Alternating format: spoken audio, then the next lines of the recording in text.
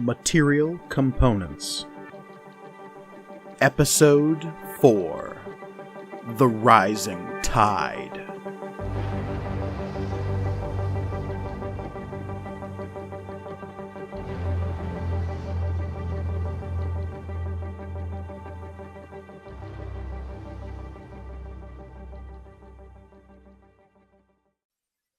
Greetings and welcome to Material Components, the real play RPG show all about intelligent items and the adventurers who love them. I am your dungeon master, Mike Gorgoni, and joining me as always are my intrepid adventurers. Hey adventurers, how's it going? What's up? I'm pretty good. Hello, everyone. I am Olivia, and I am playing Tirza Cloakbearer, Child of the Outer Storm. My name is Cass, and I am playing Cherish, the Tiefling Sorcerer. My name is Michael, and I'm playing Sid, the half-elf rogue. Hi, I'm Reed Morris, and I'll be playing Grawl, the Hobgoblin Warlock. Excellent. So, welcome back once again to the trials and tribulations of these four threadless poor souls. But I would like to begin the session by doing the same thing I do at the beginning of every session, which is by asking, do you all remember what happened last time? Yes, I do. Because I took excellent notes. Take it away. Flip this open. I can't write. So we had our second test from the Skein Witch, test 2, and we went the fuck back in time, probably. No one actually succeeded in finding that out. Yeah. Somebody could have rolled a much better Arcana check. I couldn't have. I was pointing at myself for everyone not watching this on YouTube.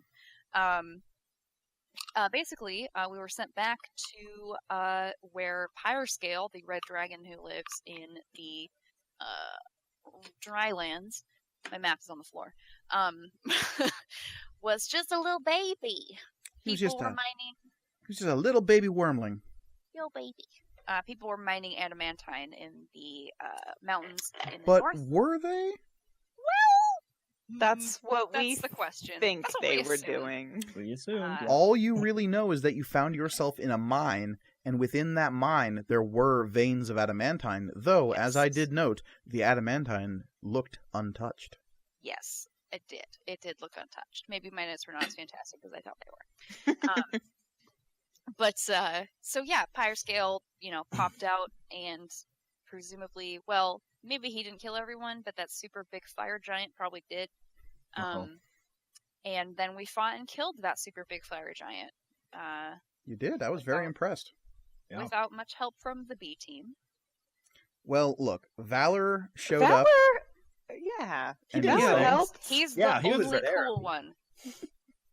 Well, because it turned out that, as you call them, the B team. I mean, why would you call them that? Yeah, who would do Just that, not Mike? great. Who invented that derogatory name for them? Before we started recording. Uh-huh. I don't know. Anyway, the B team was, of course, also somewhere within this kill box of fire that you found yourselves in the charcoal pines north of the drylands. And it's there that you came across this crazed fire giant that, yes, you indeed did fight and kill.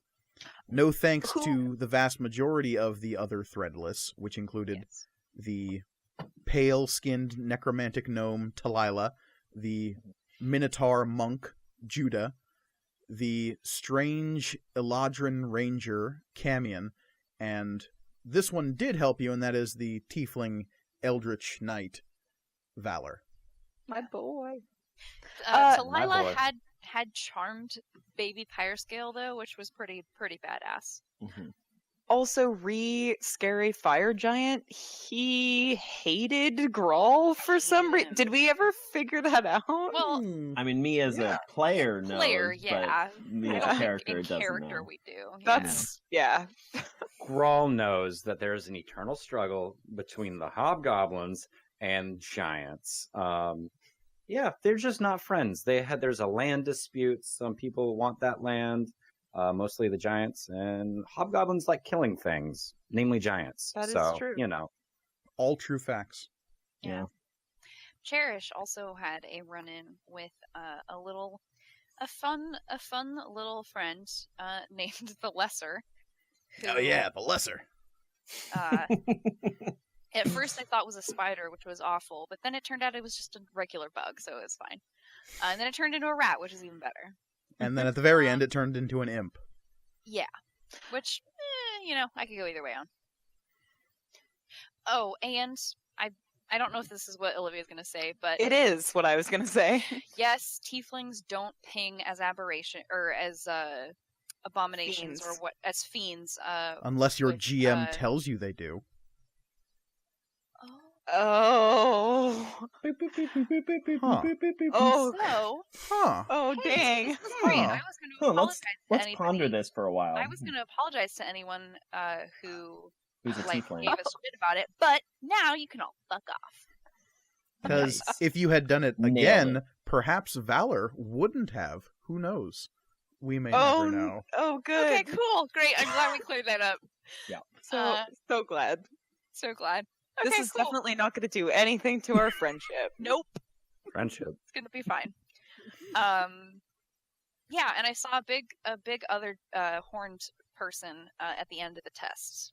It's true. The lesser's boss, presumably. Yes. Who that is and what their nature is still remains to be seen. All you know is that both this large, devilish figure and the lesser were there to observe the child, Yes, which What- ostensibly is me. as far as you know. Yeah. Though there Probably were fine. 2 tieflings in this trial, so true. who knows? Could be either one. But yes, Yeah, but the other one's on the B team. He's not even a protagonist. Probably not even important. It's not even a player character. Yeah. the GM will remember this. And that's what you missed on material components. It's true. So, since then, again, a year has passed since the last trial. We are now approaching the first days of the third Maker Festival since you were approached by the Skein Witch, which I was corrected on the pronunciation of that. It is pronounced Skein, not Skein. So, Oh. Okay. Good to know. In which Okay. I care a lot more now. good. I'm glad I can help invest you. Hmm. So, what have your characters been up to in that year since the last trial? Grawl had a fun year. Oh, yeah? So Grawl decided to seek out some training, I guess, because he was tired of getting his ass handed to him by giant fire giants. So he sought the help of other hobgoblins in Stormhaven, and he found a hobgoblin mercenary by the name of Brog. Brog basically told him he would trade alcohol for training. And Grawl's got some extra coin, so he paid for lots and lots of alcohol, and Brog accepted. So they went to train every day, and basically the training was don't get hit. That was it. He would come out him with like a polearm or a sword or what have you, and whoop Grawl's ass and just yell, "Don't get hit" all the time. Grawl didn't like that. Grawl, feeling like he was getting the short end of the stick when he was actually getting the long end of the stick very often. Jokes. Got mad at Brog and lashed out with like magic and stuff like that, things that he wasn't really supposed to do. So Brog called the training off, and then the next day came back with some extra stuff and started doing his own magic-y fun stuff. Turns stepped up out the challenge Brog level. was magic too. Yeah, we all Brog have was magic magic on the the whole inside. Everyone time. but me. Maybe You might the have some magic. magic was the Brog we made along the way. No. Sid, you are wielding a magic talking sword named I mean- Stormpiercer. I guess Well- we put it that way. Yeah. But in that sense, then everyone is magic. Oh, Just like real life. Oh. oh. So yes, Grawl, your training with the mysterious mercenary Brog ended abruptly as that particular mercenary just one day up and didn't show up. Yeah, it was kind of sad. But like Grawl's used to being on his own, so it was kind of like losing a little bit of a mentor, but at the same time, he didn't feel like entirely bad about it.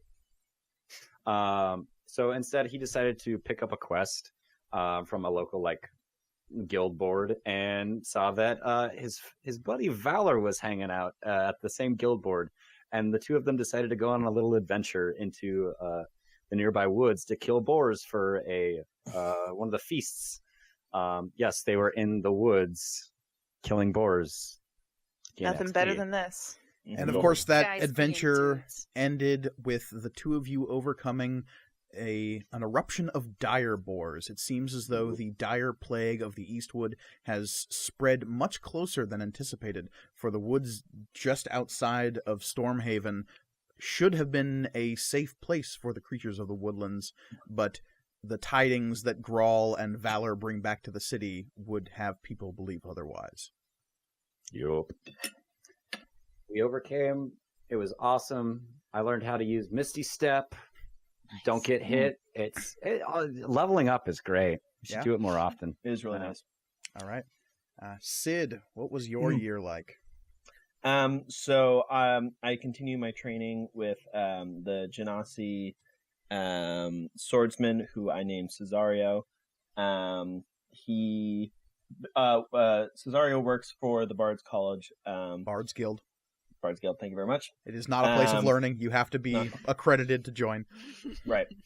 And so basically what they do is they kind of like are bodyguards for like traveling shows. I think, Mike, you talked about like rival like guilds or something, like disputes. Your life with Cesario is one of the epic undertoned roadie. You are there behind the scenes in the darkness of these grand Bards Guild shows, but never attracting attention to yourself because you're the ones keeping the fans back. You're the ones making sure that no rival bands are trying to sneak in there and disrupt the show. Mm-hmm. And you're also keeping at bay packs of marauding street artists, because this is Bards Guild territory. You don't go bringing your clowning and street performing to their part of Stormhaven. Yeah. So, wow. This is classist as fuck. I think a revolution is in order. People pay good money for those.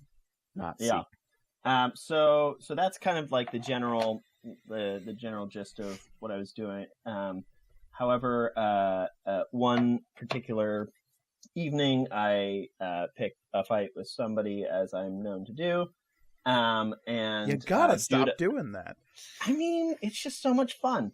And Judah, the Minotaur monk, comes along. He stops the fight. However, the guards were still called, and they arrest all three of us. We are thrown into a jail. For a crime you did not commit. Yes, in a way. I mean, I'm vaguely responsible. Judah certainly did nothing wrong. Judah certainly did. He did nothing wrong here. While there, I discovered that the warden is like putting on illegal sort of fighting rings between inmates. And so Sid's just like, fuck this, I'm getting out of here. I try to convince Judah to do the same. However, he wants to help the inmates who are being treated unfairly, so he decides to stay. Sid just leaves. But after he escapes, he feels bad about leaving Judah in there, especially Baby steps. Baby steps. It's kind of his fault that Judah's in there in the first place. So he went and talked to Cesario about it, and the two of them basically expose the warden and get him fired and get Judah out of the prison. And that warden definitely doesn't swear vengeance and definitely won't be back. He will never be seen again. Probably not. Yeah, and that's pretty much what I've been doing. All right. What was Cherish's year like? It was pretty good. I mean, it was pretty good. She was kind of a little more freaked out than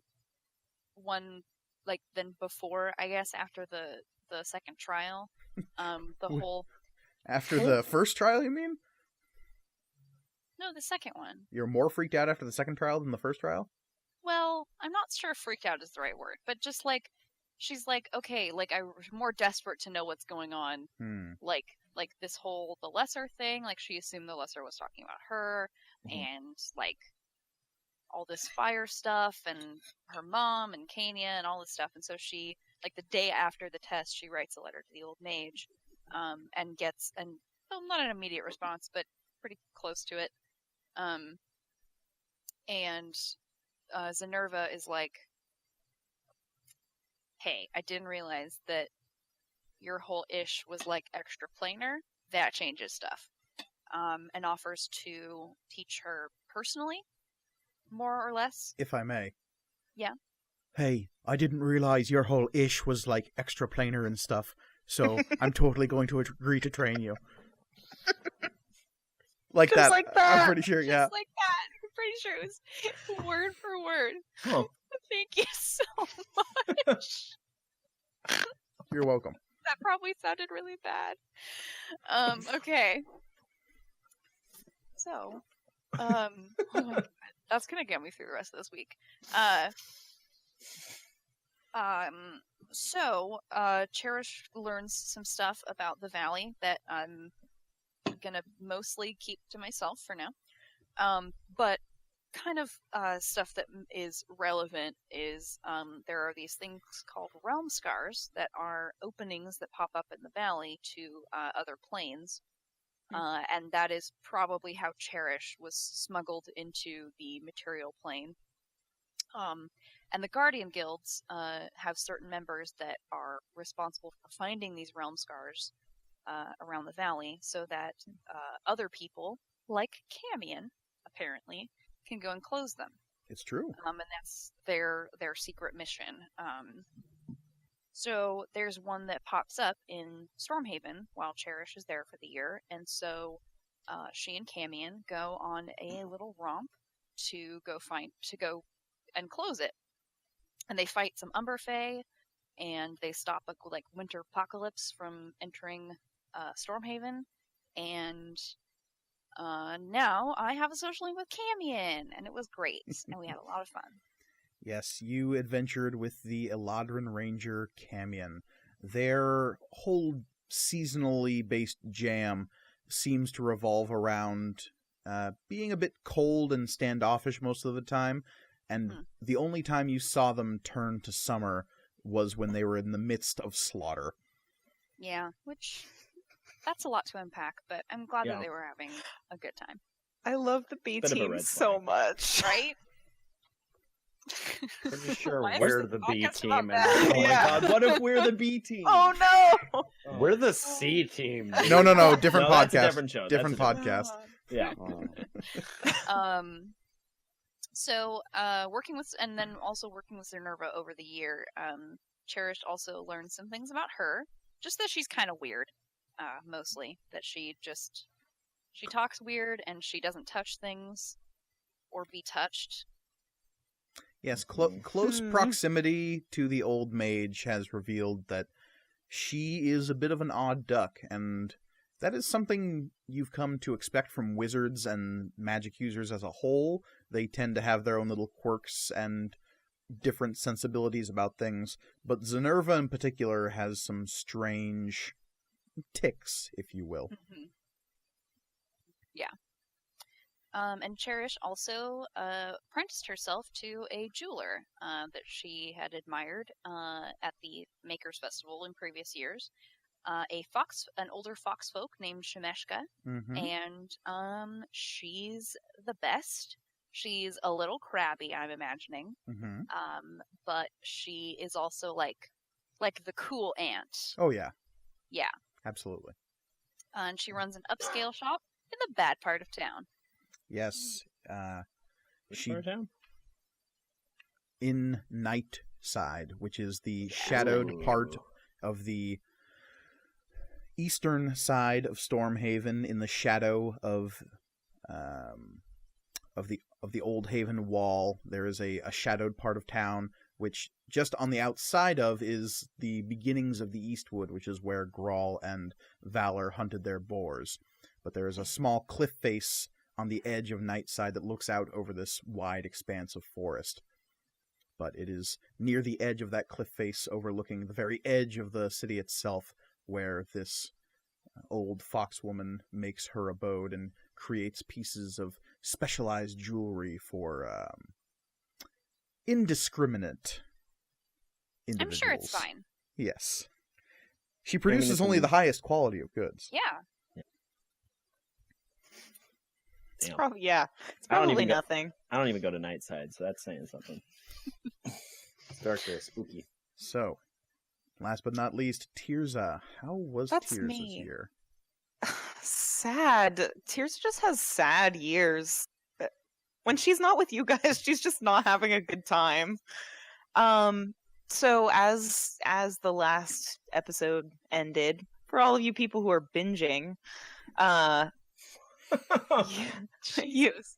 you know that Neta and Tirza got into sort of a scuffle, because it turns out that Neta has been trying to keep my thoughts pure and not let me communicate with my friends. So I had been writing a bunch of letters to all of y'all the past year, and Neta has been not letting you receive them. So we have a big old fight, and then Neta tells me a story about why she has stayed with the Jarashir and why she left adventuring and why she does the things she does. And Tirza, even though Tirza is so 13-year-old righteous rage mad, can't help but understand. And she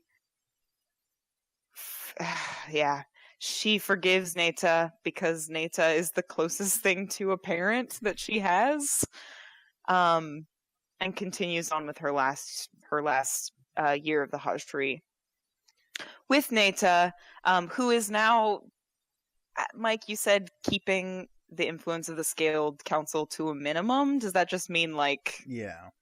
they're not involved at all? Mostly it means that Tirza's time in Pashbari, the last of the 4 Bari villages out in the drylands, is a time of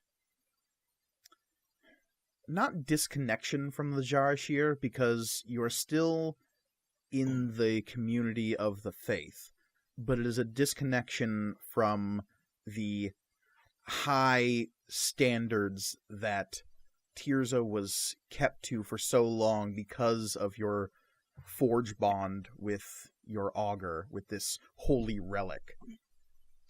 Yeah, that's kind of how I was thinking about it.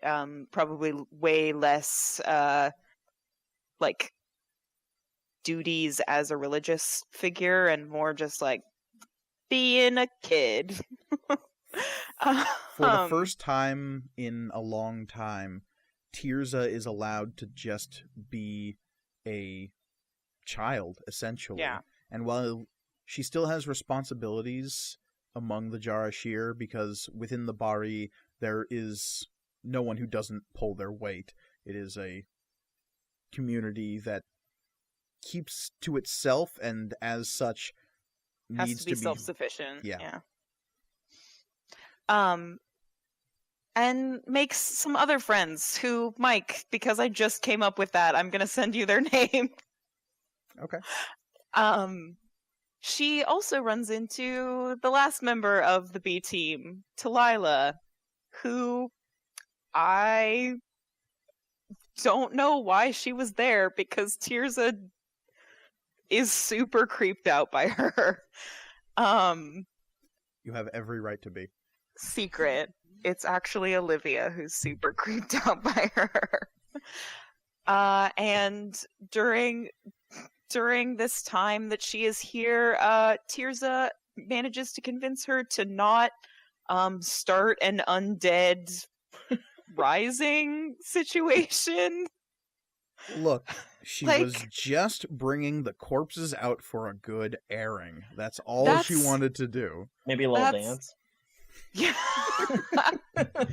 Listman just did the Thriller, and so did Cass and Reed. I do not stoop to such.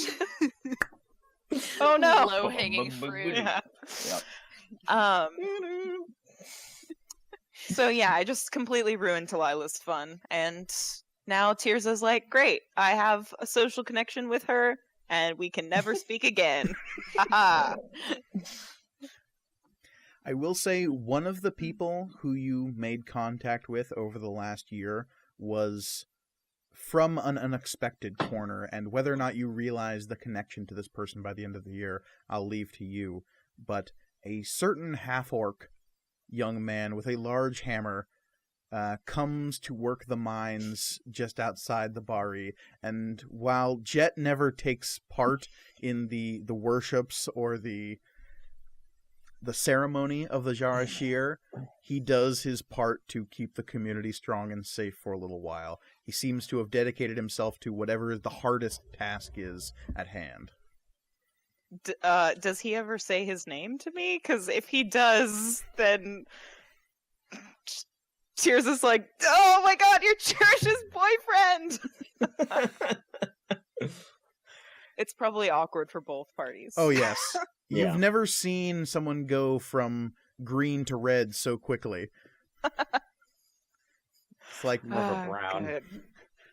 It's like mixing colors. he is a flashing color Christmas wheel. light of Oh my bright god. shame. One of my flaws is I am rather blunt with others, and that might scare them.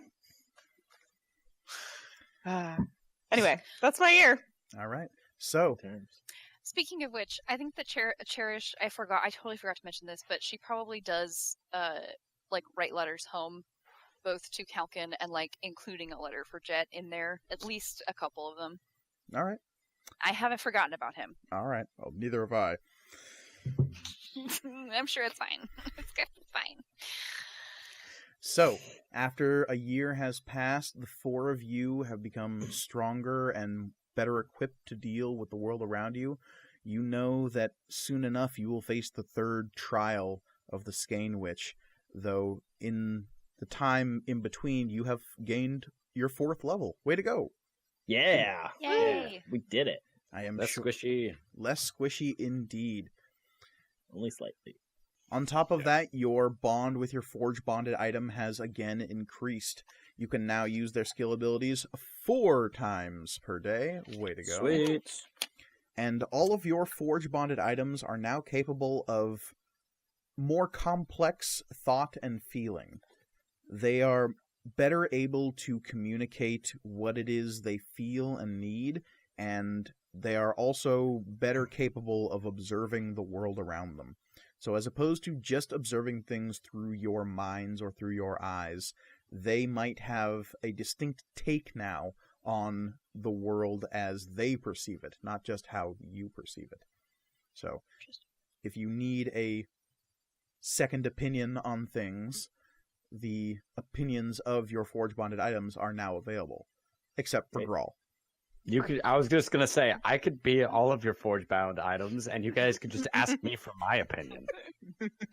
No thanks. You usually I'll give it let out. you know. You usually give it out anyway, so. Yeah. No, it's unavoidable. I'll grunt once for yes, and grunt 2 for also yes.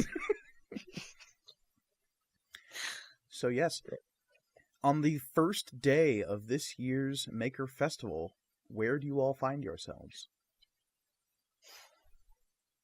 I have mine ready, so I'm just gonna go. I know we talked about this at the Halloween party. I am just gonna typecast myself as the frickin' teacher's pet, horrible one. So Cherish is probably helping Shemeshka set up her stuff. I'm sure that Cherish has made her own stuff over the year, but I'm not sure if she's probably not going to be like, oh, I'm selling stuff at the Maker Festival, because she's like, I'm going to be KO'd on day 3, so it's like not really or day 4, so it's not really worth it. But she's probably helping Shemeshka set up her stuff. Okay. Wherever it is that she sets up her shop. She sets up her shop at her shop. She has a shop. She doesn't need to set up a booth. Unlike many of the merchants who stream into Stormhaven for the Maker Festival, those who have established businesses never bother setting up in the Dustwater District for a booth. They have a storefront. Oh, okay. Nightside is an interesting district of Stormhaven in that very few of those parades of children happen on through this part of town. That's fair, probably. So Shemeshka, when the Maker Festival is rolling around, at first she doesn't know what you're talking about. Oh. And she has to be reminded that, yeah, there's a yearly 5-day festival where kids wander around, and eventually she goes, oh, yes, of course, whatever. And seems completely unconcerned with the Maker Festival. Well, then, just kidding. Cherish probably, works at the shop for as many hours as she's, been approved to apprentice there, I guess. 4 or 5 a day. 4 or 5 a day. And then probably heads to Omatep's shop, actually. Okay. To see if, I don't know, because I don't know if Kalkin's going this year, but... You received a letter saying Kalkin would be doing her usual thing out in the Dustwater District. Yeah. Grawl, Sid, Tirza, where do you find yourselves on the first day of the Maker Festival? I think that I'm sure there are performances. Oh, yeah. And so I'm probably working one of those at the moment. With Cesario. Trying to keep a low profile, but... And again, Cesario is not one to keep a low profile. He is this flamboyant air genasi with a bit of a roguish grin and an eye patch. He always has this short sword at his waist that he never draws, and always seems to just bat people over the head with the sheath if he ever needs to. But he's constantly attracting the looks of ladies as they're wandering past, and you're never sure if he's blinking or winking at people. Again, the eye patch makes it very difficult to tell. It's very hard. Either way, it's very charming. But as he's just leaning up against one of these railings, he'll look to you and say, Sid, my boy, why don't you just go? Go? Just give me a perception check. Oh, God.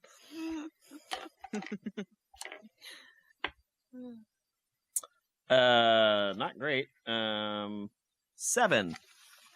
He takes you by the shoulders and he says, Sid, my boy, one day you will know of the finer things in life, wine, women, and song. Today, though, today is not that day, and I'm going to need you to just walk on, my good son, walk on. Do I get the hint? I mean, you don't know what the immediacy of him telling you to leave is, but you get the hint. He's telling you to leave. It's like, okay. I don't really have anything to do. I guess I'll just kind of look around. It's the Maker Festival. I'm sure there is thousands of things you could be doing. Yeah, okay. All right. Well, have fun doing whatever you're... or whoever you're... I gotta go. Bye. And he laughs, and as he lets go of your shoulder, you see his arm literally in the same position just swoop around and grab the shoulders of this woman who's clearly been making eyes at him this whole time that you were unaware of. So smooth. God damn it. She's so also cool. wearing an eye patch on the opposite eye from him, so they're meant for each other. They're soulmates. Yes, and as Cesario leads his pirate queen away, where do you head? I guess I'm just I guess I'm just kind of like checking out like shows, see if there's like any circuses, like any kind of like feats of like acrobatic. I don't know. Sort of Cirque du Soleil-y kind of weird things. Okay. Yeah. Cool. Grawl, where do you find yourself at the beginning of the Maker Festival? Grawl is chasing a small street urchin who has nabbed his coin purse off of his belt. Comes full circle. Yeah, well, he's trying not to Eldritch Blast the back of this child's head, although he wants his money back. So Baby steps. Yeah, baby steps. Yeah. Which, for a street urchin who is like a third the size of him, thinking in baby steps, this kid should be really slow. He's not. Give me an athletics check.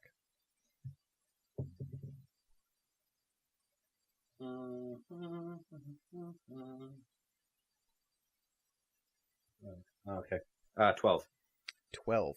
So you are trying like heck to chase after this small child, but like some kind of squirrel, this kid is just slipping through the crowd, and you're having to shoulder check through people, saying, "Give me back my wallet!"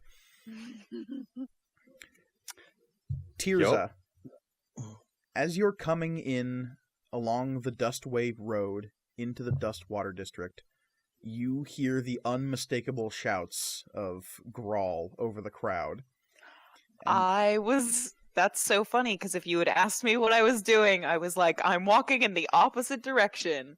I will make a note, without Neta. I've asked her if I can be by myself this year and kind of explore Stormhaven by myself. And she has at least agreed to let you wander the city by yourself. She accompanied you to the city, and she tells you if you need her, she'll be at the Wandering Rose. But beyond that, you are allowed free reign. Yeah. And you see a small child slipping through the crowd directly ahead of you, with people just behind them shouting and being knocked out of the way. I can tell that it's Grawl's voice. It's pretty distinct. Yeah, I kind of figured. Can I... That and you'd see the big handle of the greatsword bobbing through the crowd. Yeah. Can I catch this kid? Is he within catching range? I think you would also need to give me an athletics check. Roll well. I totally shouldn't have said he took my entire wallet. That is a... sorry, I'm bad at math. 15. 15 is what you needed. And you snatch this kid that's running past in this strange mirror of the first Maker Festival.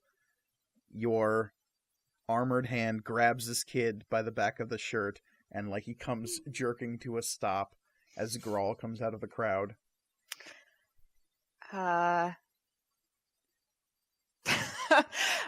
Now there, young man. What are you doing?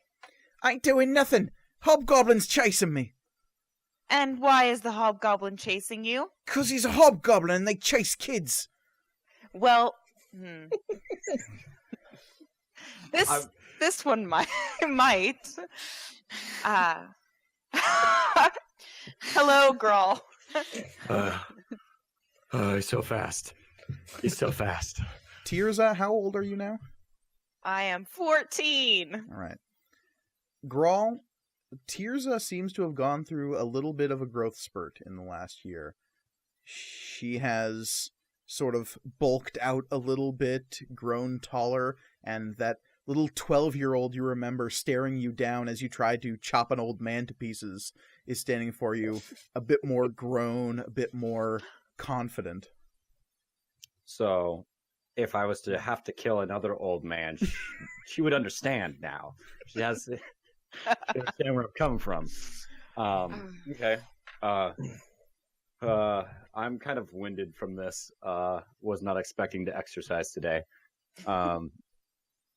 Yeah. Grawl will say, like, The punk took my money. Give it back, or he's gonna be 2 punks.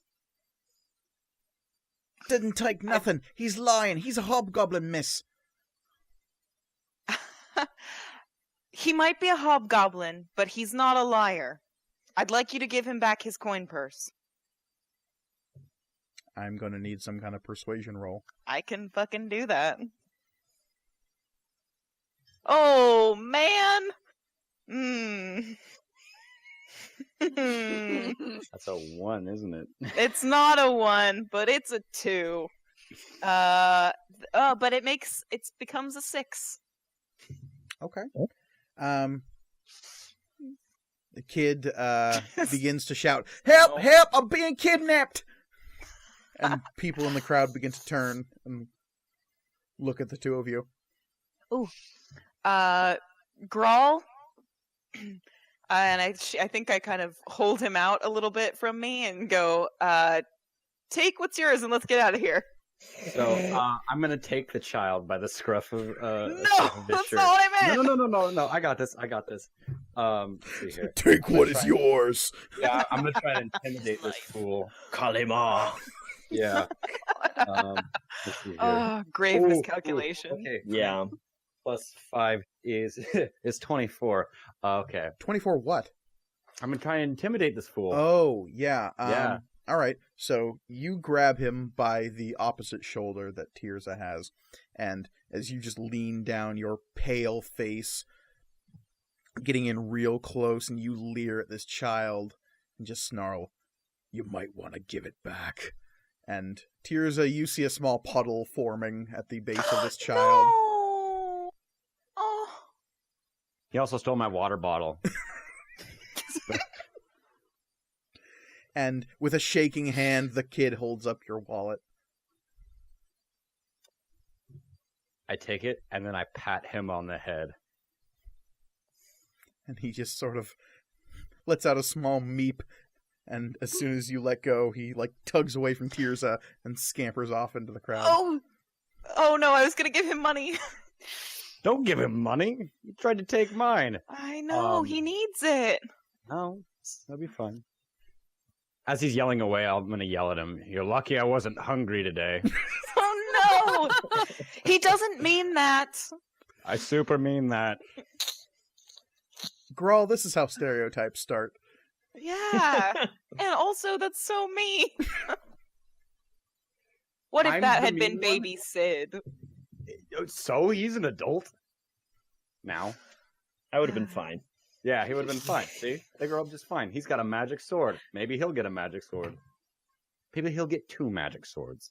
No, I'm saying if it was me, I wouldn't have gotten caught. Except you did. Yeah, but you're not Netta, so. Oh, shit. All right, damn. Okay. Hi, Grawl. It's good to see you.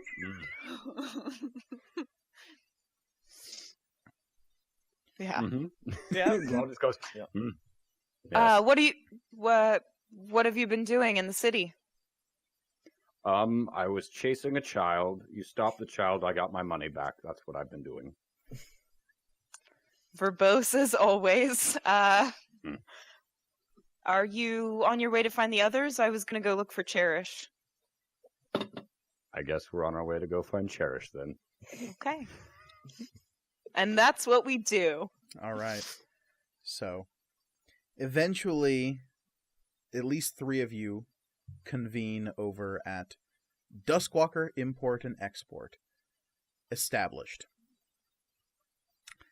And you find that same strange sign that seems to have been made up of ripped up other signs plastered along one building. Tirza, if you're not going crazy, the location of this store has moved in the past year or so. But it doesn't look like it's been like he's changed storefronts. It looks like it's just... You could have sworn it was on a different street. Ugh. Thanks, I hate it. Cherish and Grawl, you're less concerned. You know that if you go looking for Duskwalker Import and Export TM, you eventually find it, and it's generally somewhere on the north side of Mason's Way, and it's just sort of one of those weird, quirky features of the city that, yeah, maybe it is 2 streets to the left next week, but you can always usually find it. Yeah. It's not. It's hard to miss. It's kind of ugly, even by my standards, which are low.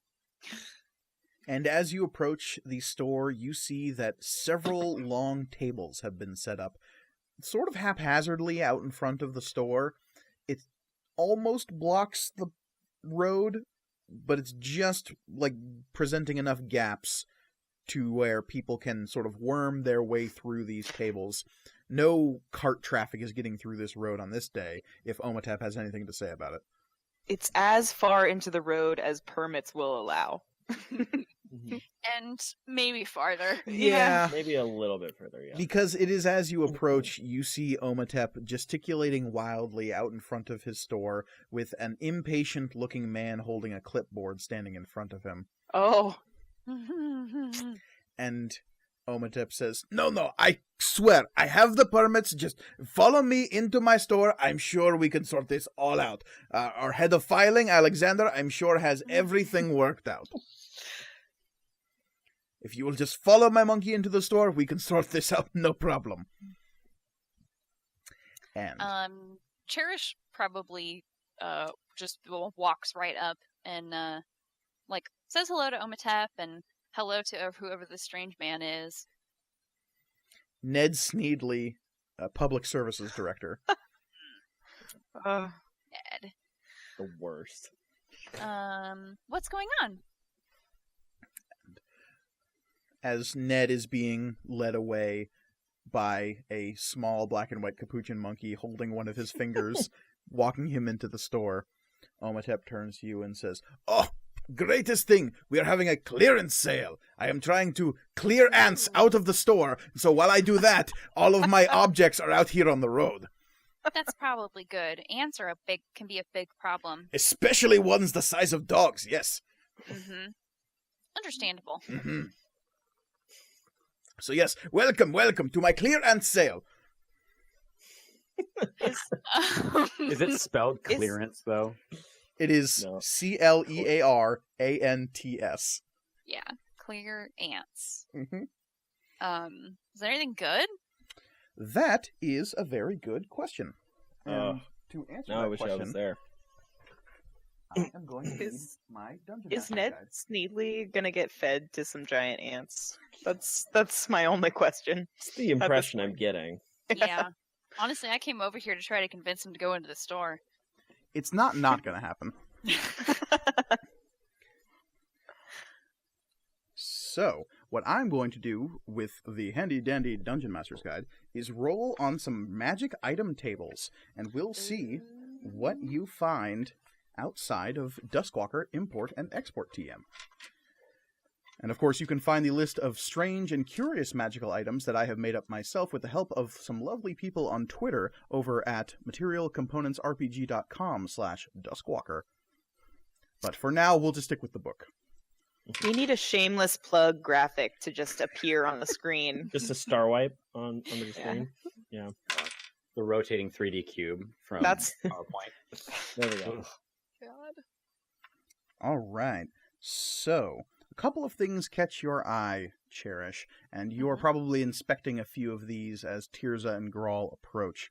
On one table, there is a long rack of weapons that are sort of similar to some of the things that Kalkan has made over the years, but of a strange and unique quality all their own. Because while Kalkan creates some very fine masterwork weaponry, none of it is of a particularly magical persuasion. Yeah. These items, though, are something special. Because you see 2 different weapons. One is a long scimitar with a blade approaching so fine a point as to be nearly invisible. Mm-hmm. You can see it held up on a rack, and it appears to be about half an inch off the rack, so you need to lean down and really look at it from an angle to see that the blade actually does keep going that inch, but from directly on, it looks as though it's almost invisible, a quarter of an inch away from the blade. Damn. Buy it. I want that scimitar. Get 2 of them. Tirza's Bogo, right? birthday is coming up. No, it's not. The other weapon you see is a long-handled hammer. The hammerhead itself is crafted in such a way that it appears to be an angry dwarf's face, and the beard forms the hammerhead itself, and the back end of the hammer is just a scowling dwarf face. But Ugh. the metal that the hammer is made of is distinctly familiar, as Grawl pointed it out during last year's trial, and that is adamantine. Ooh. So Smash stuff. this Do is it. a very good-looking hammer. Dang. The last thing on this wow. table that Mhm. you inspect, and at first you do not believe it is a weapon of any kind, but as soon as you lay your hands on it, the magic inherent in this staff lets you know otherwise. Because as soon as you touch it, a small ripple of flame runs across the length of this staff. And you can see that the head of it is a blackened charcoal wood that is very familiar. So it looks as though this is a staff made from some kind of petrified or burnt out tree from the charcoal pines that has been imbued with dragon flame. Damn. Because I was going to say, unless any of this stuff is a dagger, a dart, a sling, a quarterstaff, or a light crossbow, I can't use it. But it sounds like this is a staff that I can use. How much does it cost? Probably a lot. There is As no we all- price tag, but yes, Grawl and Tirza, you approach. Cherish, hello. Oh my gosh, Tirza! It's so good to see you. It's good to see you as well. I'm about I've missed 22. you. I And- missed you too. And girls here too. I Oh, brought yeah. them with me. I'm standing on the other side of the street, leaning on like an alleyway corner, waving. Oh. I am almost asked what brings you to Stormhaven, but that's a dumb question.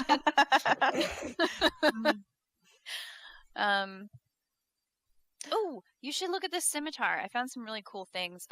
Omatep is having a clear ants sale. His store is overrun with ants, so all of his stuff is out here. They're really big ants. Does he need help with that?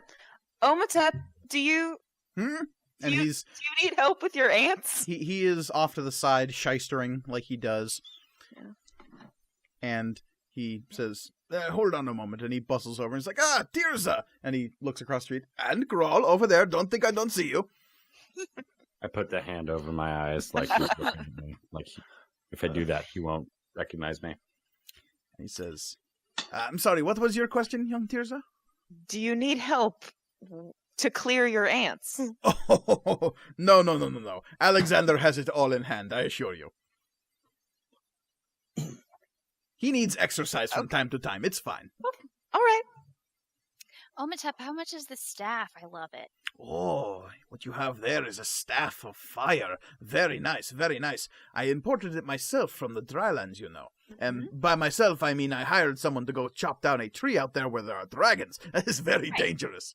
I know. The staff I'm you hold? familiar with your whole thing. Oh. So you don't want the spiel then?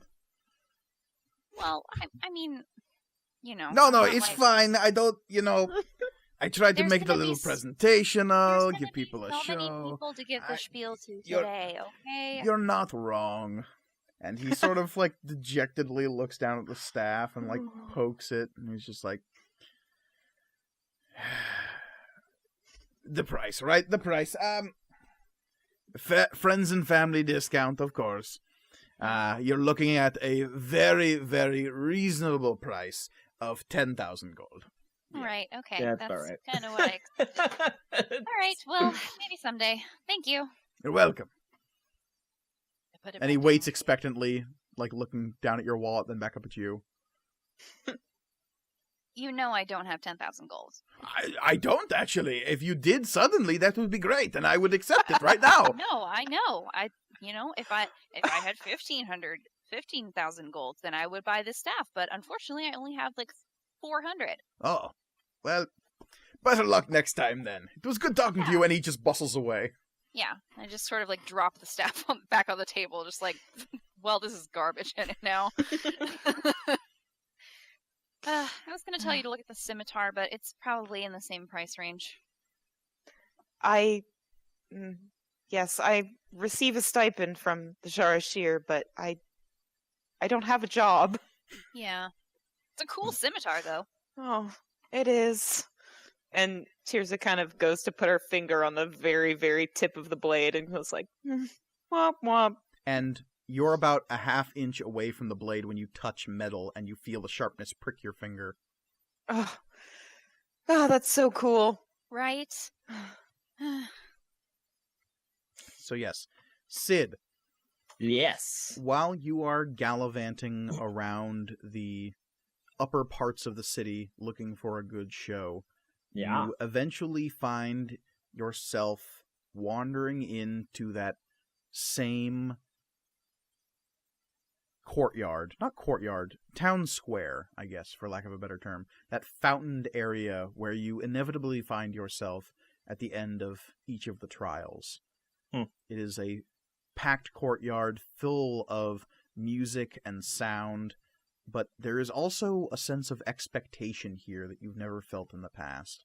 And as you walk into the courtyard and sort of stop to appreciate that you've just randomly wound your way here, you see, at first you think it's only by happenstance that every time you're glancing around that people are catching your eye. You do cut a dashing figure after all. But after a minute or so, you realize that there are people here watching you, furtive gazes being cast your way, and the rumble of conversation as you pass. Never in front of you, conversation will dim and quiet as you walk past, but it will immediately begin again in harsh whispers as you walk away. Don't like that. I don't have a cloak, but I want to actually, I don't even have a scarf. Damn, I need something to cover my head. I'm gonna go buy a cloak or a scarf or something.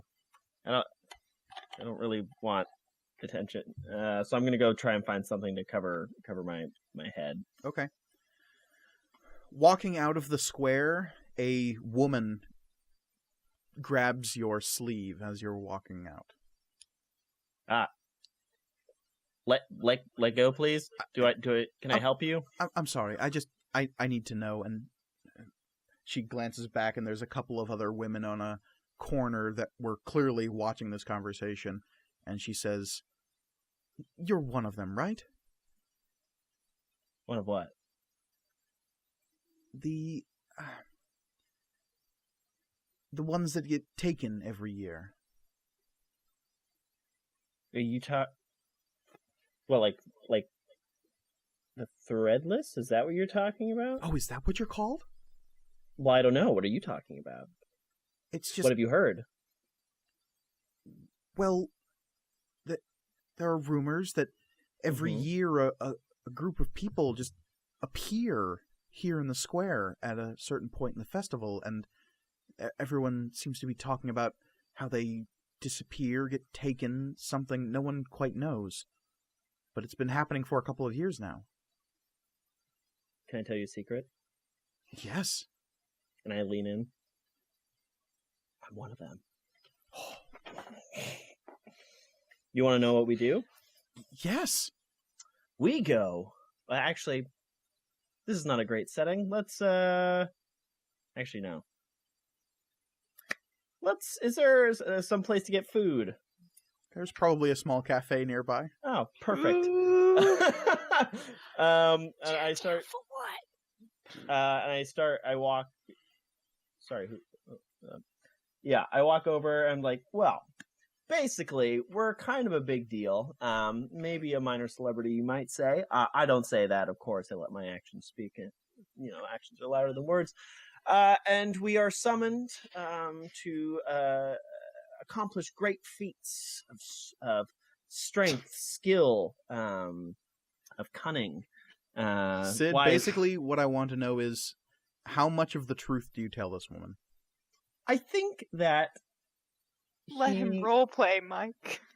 I think that he Gotta get to the trial. I think that he's kind of making it a little bit more. I mean, it is fairly dramatic. We literally fought a giant, but I think he's making it even a bit more hyperbolic. He's being a bit more hyperbolic, yeah. But there are definitely kernels of truth in there. If I may, you're getting a little ember light on the story. Yes, I'm drawing a little inspiration from various stories of Horatio Emberlight. Yeah, definitely. Were there in fact two giants, and they weren't this big, but they were this big. Yeah. He may have had a giant fortress with guards and who were all giants, of course, and we had to sneak in and of course that kind of thing. Okay. It was only by your cunning alone that we survived. Oh yes, yeah. Well, I of course convinced him to free us from his imprisonment. Well, of course, the woman is suitably impressed by your tales, and you get the sense that word is getting around about what has been happening over the last 3 years. Perhaps it was unavoidable, though there seems to be some misunderstandings about precisely the nature of what is going on, because nobody knows what's going on. They know that a group of people appear every year in this little town square in the Dustway district. The Dustwater district, I should say. Dustwater district, yeah. And apparently the descriptions of at least a few of you have gotten around. So, that's not necessarily the best thing. And she recognized you by the description of your sword. Oh, gotcha.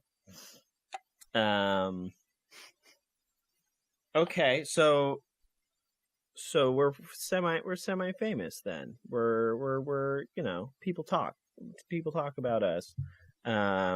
Seems that way. Gotcha. Okay. And mostly she's curious about what your relationship with the old mage is. Oh, well, she's she doesn't talk much. She's mysterious. And you know what? Like, she doesn't have a lot to do with this. It's really this other. She just kind of shows up and like tells us cryptic things. And it's supposed to be like, ooh, super important. I don't know. Honestly, like, I mean, as far as I can tell, she hasn't really done anything to help me so far. But maybe she'll actually come into play later. I don't know. I can't see the future. Okay. My last question for you, Sid, is what are your intentions with this woman? Say that one more time. What are your intentions with this NPC? I mostly just want to talk about myself. I don't have any ulterior motives, I think. Okay. I mean, Except for talking about yourself. The motives don't have to be ulterior. I mean, she That's seems true. to be into you. Yeah. I'm just not really looking for anything at the moment. No romantic dalliances. All right. Fair enough. Well, the first day of the Maker Festival passes with little aplomb. There is a great amount of fanfare and pomp and circumstance as these parades of children are wandered through the Dustwater District, Mason's Way, Green Terrace, Old Haven, and Hall Hill, though, again, not through Nightside. Fair. And more than once, the four of you see that really special moment when a child will scurry towards a storefront or a booth where some item will call out to them, and those blue-gray sparks of energy will leap out between the person and their soon-to-be forge-bonded item. It is something as natural as breathing here in the Tempest Rest Valley, and it's sort of bittersweet for you, Grawl, seeing all of this, and constantly you're reminded of that harsh, brutal moment in your childhood where that piece of scaled armor called out to you behind that grated barrier in the bulwark of bone, and you were repeatedly told no. We're all sad. Debating whether or not Girl wants to start talking very simply. Girl's sad. No, that's not going to happen. But the next 2 days of the Maker Festival grow more and more tense, both among yourselves and within the city itself. There is a sense of expectation about this festival that wasn't there in years previous. As you carouse with different people, meet with Omatep and Kalkon and Netta, you begin to learn that rumors have begun to spread throughout the city of something happening.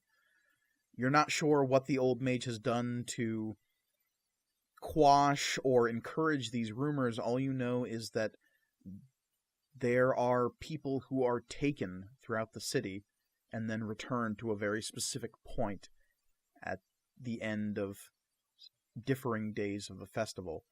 Reports of what is actually going on is varied and wildly inaccurate in some cases, though you do hear a few rumors that are increasingly close and troublingly near to the truth.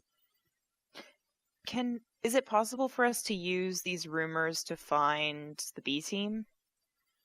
They make themselves known pretty easily. In fact, it's not hard to make contact with them prior to the 4th day of the festival. The only one that is a little out of touch is Camion. You're not sure where they got to. Mm-hmm. The other one you don't know about is the unnamed woman who you've seen several times now at the end of each of the trials. She's really not having a good time. No, she's one of the ones that I was hoping to be able to find, but okay. Right.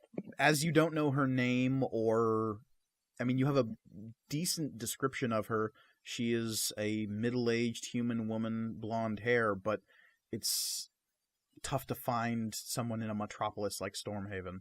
Yeah. Especially if that someone doesn't want to be found. Mm-hmm. And as we move to the 4th day of the Maker Festival and the beginning of the 3rd trial, I think that's where we'll take our break. Thank God. And when we come back, we shall have our trial. Yay! Greetings, my friend, and welcome to the street just outside of Duskwalker Import and Export TM. I am, of course, Omatep Duskwalker, the owner and proprietor of the store I just mentioned. I see that my clear ant sale has drawn you over to inspect my fine wares. Oh, you have a very good eye. That metal barrel is no metal barrel, my friend. Because you see, when I flip this switch here, it reveals its true form as the apparatus of Qualish. Now, I do not know who Qualish is, or why they made this apparatus. What I do know is that the barrel can fit at least 2 medium humanoids inside, or 5 gnomes if you're feeling frisky and happen to be a gnome.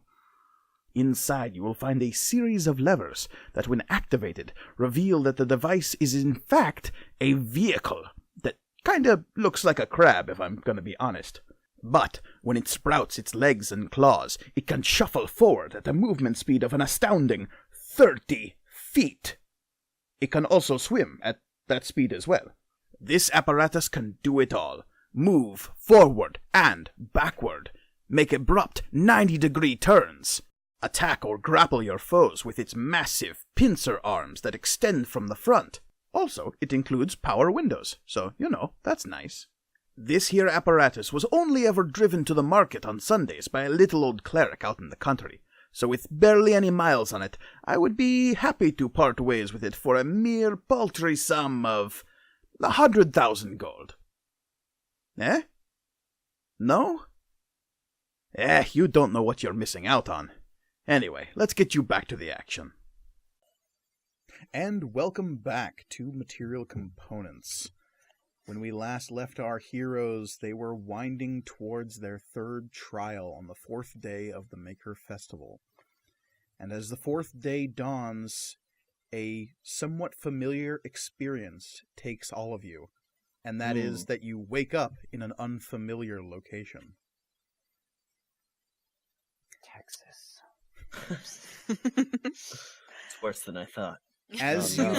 As you find yourself coming to consciousness, you feel the hard, cold grit of sand beneath your bodies as you open your eyes and slowly push yourselves up, finding yourselves fully clad in your adventuring gear and staring out over the azure blue waters of Lake Quelio.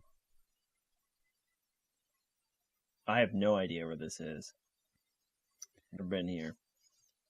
Looking around, you see that the other Threadless are waking up beside you. You see Valor, the Tiefling, Judah, the Minotaur, Talila, the Gnome, and Camion, the Eladrin, as well as that human woman. Though as soon as you look around and begin gathering yourselves to answer whatever call to adventure has come upon you now, that woman screams as loud as humanly possible in a sound that is painful to hear. It is the sort of scream that you can tell is tearing at the larynx and trachea. And she immediately begins sprinting away from the sands of the beach onto a wooded hillside. Bye. Sid. Does anybody know what's up with that? Should we chase her? Should we make sure she doesn't die? Is that something we should do? I think so. I'm good with people. I'll go get her. When you're not hungry. Right. You weren't there for that. Oh, right. Sorry. She's sprinting though, so it's probably gonna be really hard to catch up to her.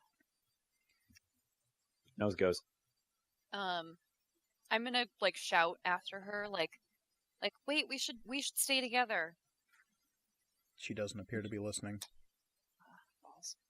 Oh God! All right. To the north, you see a wooded hillside that rises slowly at first and then very sharply into a cliff face before you, and what appears to be a small, jagged plateau stands before you to the north. To the south, there is a wide shore, and you can see the vast expanse of Lake Quelio. Let us bring up the map now to show listeners precisely, or watchers, precisely where I'm talking about. Lake Quelio is far to the north, at the very edge of the Tempest Rest Valley, right beneath the steepest portion of the storm wall. At the center of this lake is a large crescent island, simply known as the Crescent. And it appears as though that is where you are, for to the south you can see a farther lake shore, and at the edge of it, even now, Tirza, you can see the dots that are the body where you grew up, where you were raised. Have I ever been to the Crescent before? I haven't, right? No. It is generally looked on as a mildly cursed place, but that's mostly seen as... It's a spooky place, but it is mostly... Those sorts of rumors are nervously chuckled at as... Well, they're just rumors, right? Right? Yeah, it's probably fine. What you do know is that every night and early morning at roughly 10 p.m. and 6 a.m., strange lights appear at the top of the plateau at the center of the lake, streaming off towards the storm wall. People refer to it as the Lake Aurora or the storm lights, but it is a weird natural phenomenon that occurs above the lake. Yeah. Sort of disco happening. Mm-hmm. And that was on the crescent that happens? It arcs between the crescent and the Stormwall Mountains to the north. At 10 p.m. and 6 a.m.? Roughly.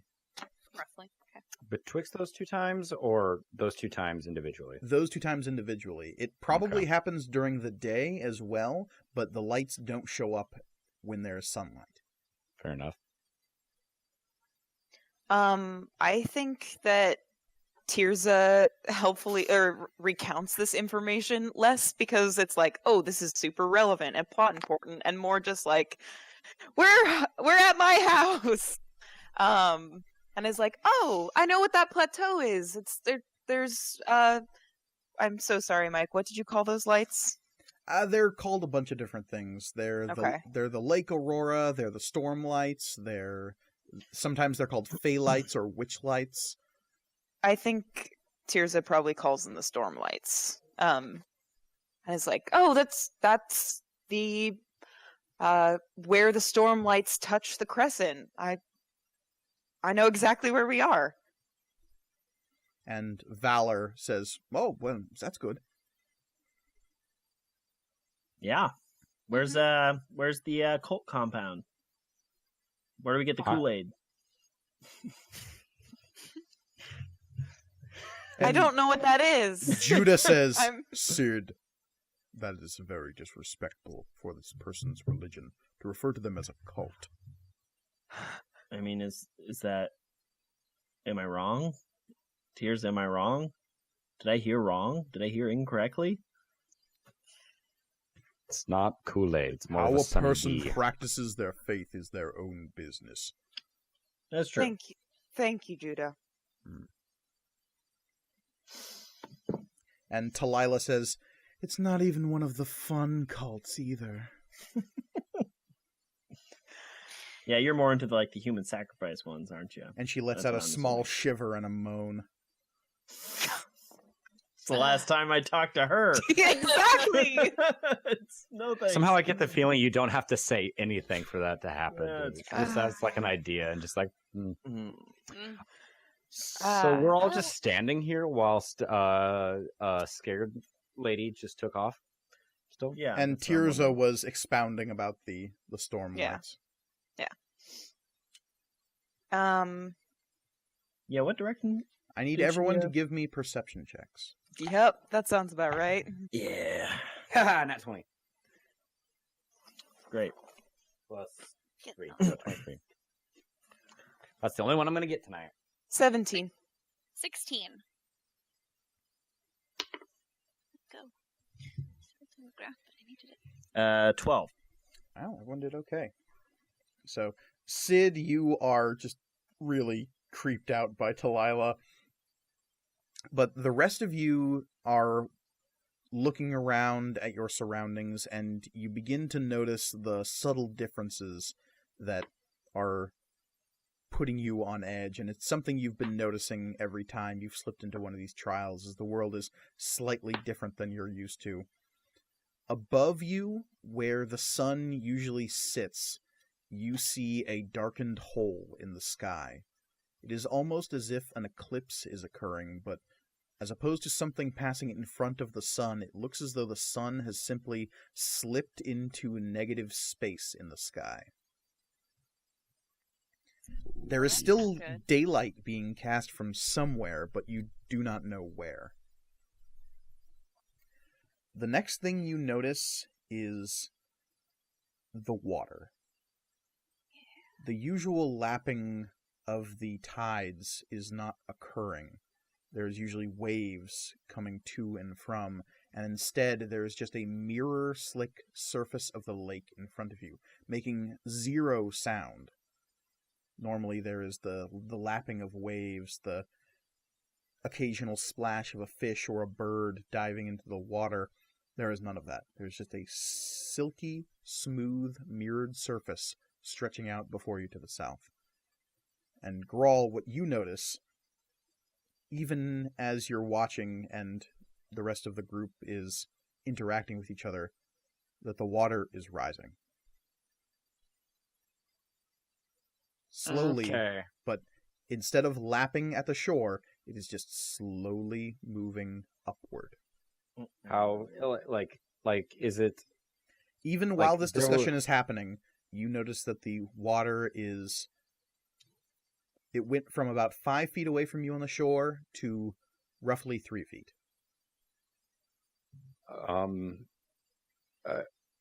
Either we're sinking or the water's getting closer. Fun fact, just thought you should know. We should I'm not the world's best probably- swimmer. Water, yeah. Well, I want to go make sure that she's okay, and we should probably get to higher ground anyway. So Did she go? What direction did she go into? She headed She went north up into the wooded hillside. The wooded hillside. Well, that's kind of on the way to higher ground, anyways. Before we do that, Tirza, I'm gonna touch the water. I'm getting some Lord of the Rings vibes here. Yeah. Don't disturb the water. And I think she also thinks that, and so I think she just like puts her hand like against the surface, almost. Okay.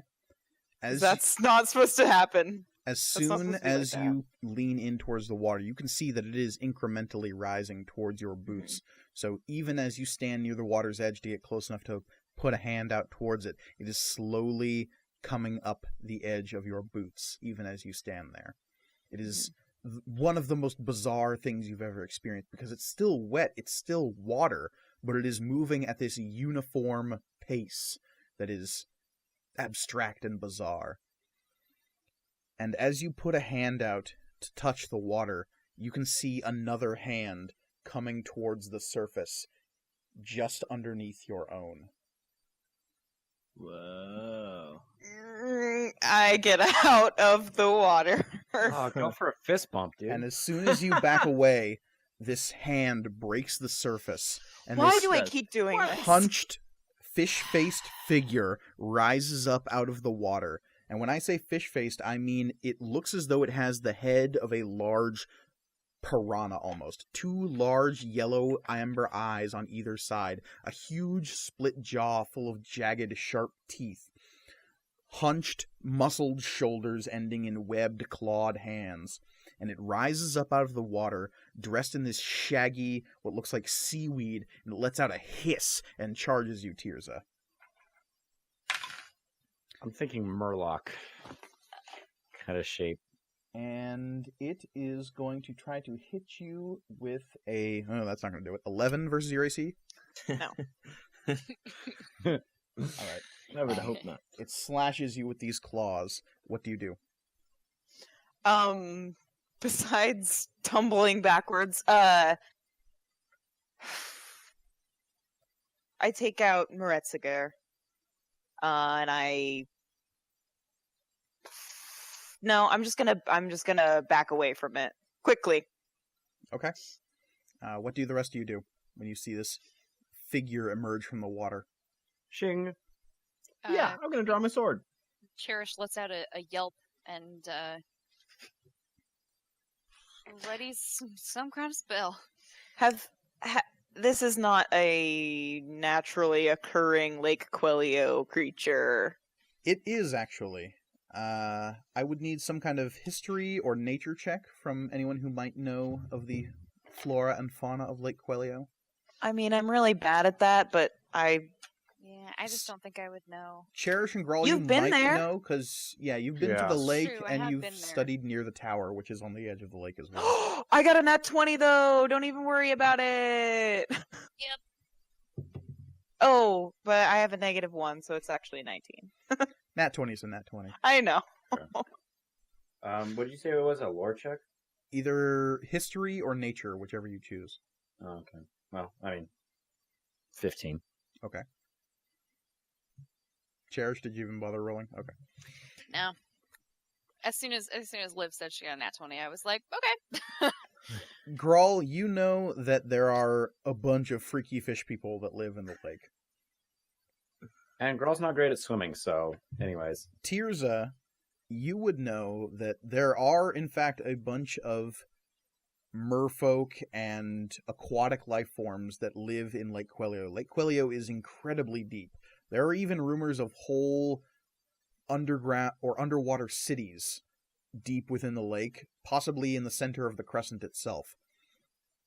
None of these have been confirmed because people usually don't go diving underwater. It's dangerous in there. There are undoubtedly lake monsters in Lake Quelio. One of them, in fact, is standing in front of you, and that is the Kuotoa, which are these horrible, slathering fish things that, if there was a strange underwater version of the Jarashir, it would be these creatures. Okay. They worship the storm in a similar way, but their aspect of it, their worship towards it, is always bent towards the destructive, towards the end goal of the storm. They want to see the tempest wipe the valley clean of the landwalkers. So not friendly, then. These things are grody looking. Yeah. I dig them. Behind you, Valor draws his sword and his shield yet again. You see that Talila is just looking at this thing, sort of with a dreamy smile on her face. Marry a fish man. Camion is pulling out two of these hand axes, and you see Judah stride forward, sort of pushing his friends behind him and saying, "We mean you no harm." I mean him harm. Yeah, how does that go? The fish person lets out another shrieking cry and lunges forward, swiping at Tirza yet again. That is going to be a 22 versus your AC. Hit me, fish man. And it will indeed, though not for a ton. Because he's just using his claws right now. So that is going to be a 3 piercing damage. Or slashing damage, I should say. Cool. Grawl, Sid, Cherish, reactions? Let's see.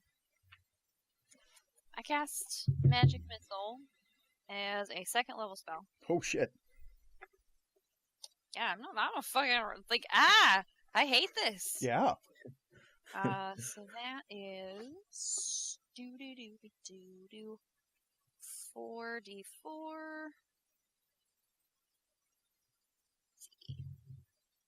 4,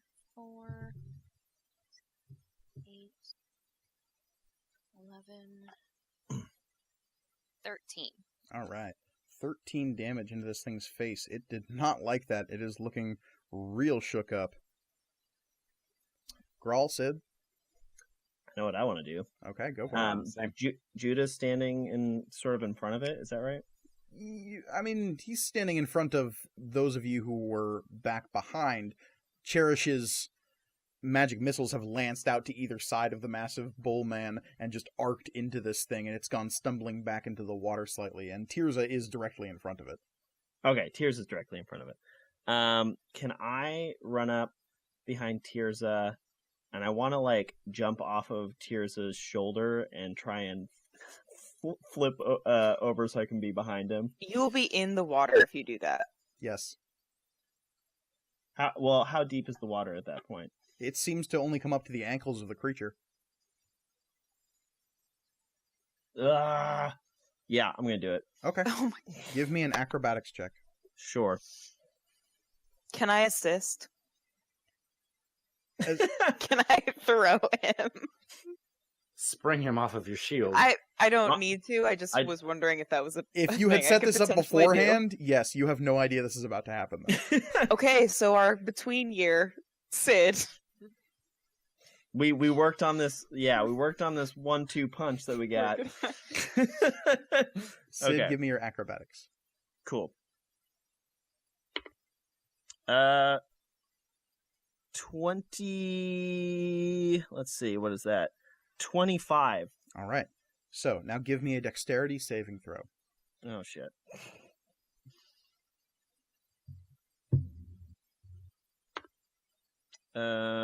That's gonna be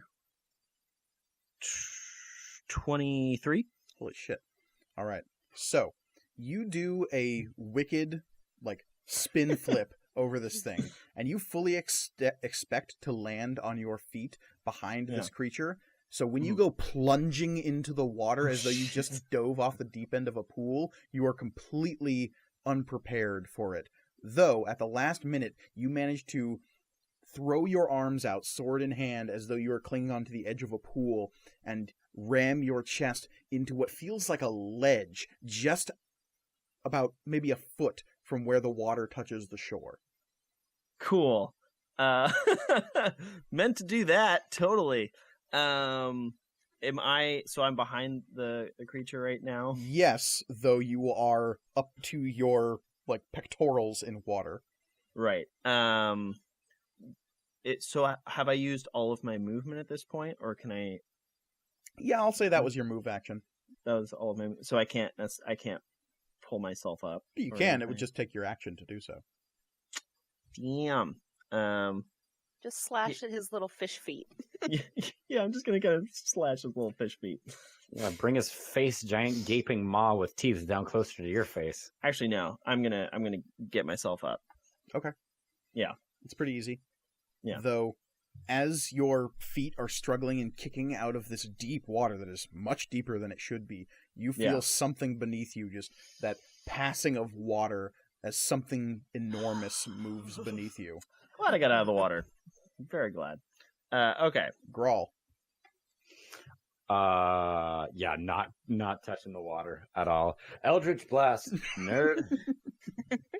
Give me a spell attack roll. It's 19 plus my... I add what to this? Your spell attack modifier. Right. Which is on... Your spell page, it should be. Yeah. It's the spell casting ability or a spell attack bonus? Spell attack bonus. Bonus. So, okay, well, that is a 24 then. 24 will, in fact, hit. Yay! And, all the good rolls out of the way now. 1d10. 6. 6. All right. Your Eldritch Blast, the crackling green energy, goes slamming into this thing. And Sid, as you're pulling yourself out of the water, this creature explodes in a shower of salty brine. It doesn't collapse into blood and gore. It explodes into water. And then falls back into the lake as you pull yourself out. We're dealing with some magic as shit. I'm just like, yeah, I just wanted to go for a swim really quick. Sorry, guys. It's been a while since I bathed.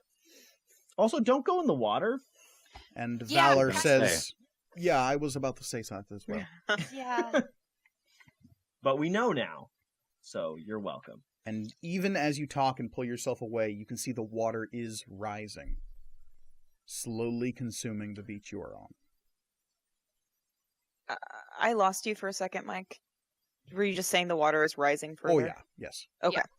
Yeah, okay. So yes, I think a hasty retreat is in order. Yeah. Mm-hmm. I'm gonna, as we're retreating, I'm going to make an Arcana check with advantage.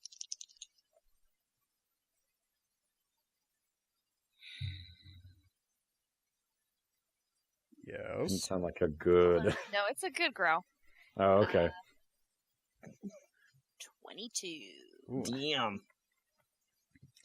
Damn, son, you And good. what are you trying to observe? Just general, clearly there's well- magic afoot here. Yeah. Okay. So, the water is rising very, I mean, sort of quickly and in a very strange manner that I know is not natural. And that fish guy exploded into water. And this is another test. I'm not sure why you rolled. Yeah. so- Well, You seem to be putting it all together pretty easily. but you rolled well. 22. So, with that roll, Maz, her whispered voice in your brain says, the pattern is clear now. The next one will definitely be Earth-based. Okay. Kind of confirming what I had suspected. Okay, I guess as we're running or hastily walking, whatever we're doing. Tactical retreat. Tactical retreat. It is a light jog away from the water. Okay. It's not moving that fast. We're advancing to future victory. Okay, so yeah, this test is clearly water based. Got something to do with water. We're all on the same page with that. Camion nods. Head Their to toe. skin has turned this icy whitish blue. Their hair is a pure white, and their eyes gleam with silver. That's cool. With my history check from earlier, Mike, do I know where the highest point on this island is? Is it the plateau? The very top of the plateau. Yeah, I figured. Plateau. It's weird that I totally brought up this plateau earlier, because that's definitely the highest point on this island. We should definitely go find the other one, the other threadless, and then get up there. Is that the direction? Is that in the same direction that the lady was running? Yes, she seemed to flee up the wooded hillside, which terminates eventually in a cliff, which leads up to the top of the plateau. Fun. Turns out she had the right idea after all. Yeah. Is there any way for us to see if we can figure out where she's going? That brings me to the main portion of today's trial, which is going to be a skill challenge. Ooh. Yay! So, Can you show us what our amazing cash and prizes are going to be? Survival! Yeah. Not dying. Ultimate prize. Your own lives are the prize for today's game. It's the friendships we found along the way. So, how a skill challenge is going to work is each of you select one skill in which you are proficient with.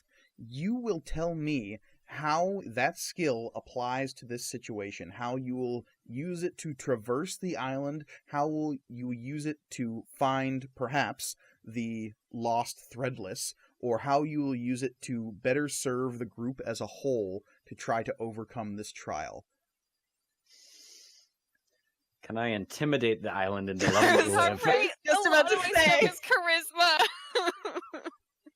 I mean, if you can justify using intimidation for some purpose, I will allow it, but you have to justify it within the story. We need to find the other threadless, and we need to get to the top of the... Okay, gotcha. Well, there seems to be a main objective, which is avoid the water. Yes. Sub-objective is find the missing threadless.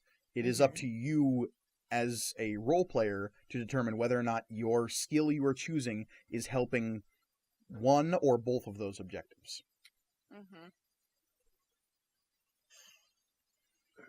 Wait, we have to pick it now? Please. Yes. Otherwise, we're going to be sitting on a lot of dead air, and I'm sure our listeners wouldn't exactly appreciate that. Not going to be fun. I'll say this. Camion will go first, and using their survival skill, will help track through the low shrubs and deciduous trees that scatter along the base of the hillside to help you through. And I'll say this. There are going to be 8 checks here, essentially. The 4 of you, plus the 4 of the other threadless. I am going to be looking for 5 successes to determine certain attributes of this thing. So Camion is going to roll a 17 on their survival check. They are pretty easily able to pick up the trail of the other threadless, and they are able to determine that while they should be very easy to track, they are not necessarily heading to the top of the plateau. Ugh, great. Okay. They seem to be skirting the plateau. I guess I'm gonna go with perception. Okay. You're trained in perception? Okay. Yes. Give me that perception roll then. And how are you using your perception to make it through this trial? I am going to be like utilizing my senses, like smell, like hearing, everything else to like basically like thinking about the roar of battle and kind of quieting down and focusing. Okay. Knowing that we're in a tense situation, but it's a trial that we're supposed to win this. There's a winnable objective here. Okay. Okay. That's 3. 11? 11. So, you know the way to the objective. The objective is, if you had to guess, the top of the plateau. Okay. That is nothing to do with finding this lost crazy person. Yeah, we don't need him. So, Grawl is effectively attempting to split the teams, because there are some of you seem to be determined to finding the lost Threadless, and Grawl seems to be of the opinion, nope, time to just head straight up. Talila is definitely on your side, as is Camion. Judah and Valor seem to be more concerned with the lost Threadless. Yeah. I'm also gonna go with them to find her. Me too. And then, I don't know if I should, use my thing for this, but, appealing to Grul's tactical nature. We don't know what's up there. We might need her. Why don't we make our way towards it, and we can look along the way? But we already know that Camion said that she's not going that way. She's skirting around the plateau. We can skirt around, too, if we don't see anything. A way up. Because it's a steep kind of cliff face, isn't it? Yes. Yeah. So we wouldn't be able to, we'd all have to climb that anyways. As you're having this discussion and debating the ethics or the veracity of these plans, the water is slowly but surely creeping up behind you, and you find yourselves having this discussion in this small clearing, the split in the path, essentially. It seems as though the Threadless woman took off down a game trail that skirts around the outside of the plateau, whereas the path Camion has found leads directly towards the plateau, and you can see the water begin to creep up over the first of the tree roots behind you down the hill. And you said that Camion does not want to go, wants to go with Grawl, is not interested in finding her. Camion, again, in this winter guise, stares out into the woods and just says, "She has chosen her path. Our fates need not be tied to her."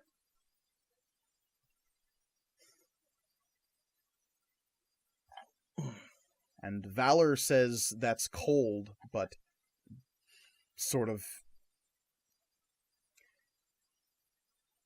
is definitely of two minds about it. Whereas Judah is definitely more like, well, we have to save this woman. Yeah, I'm with Judah. What is our next skill check? Can I try and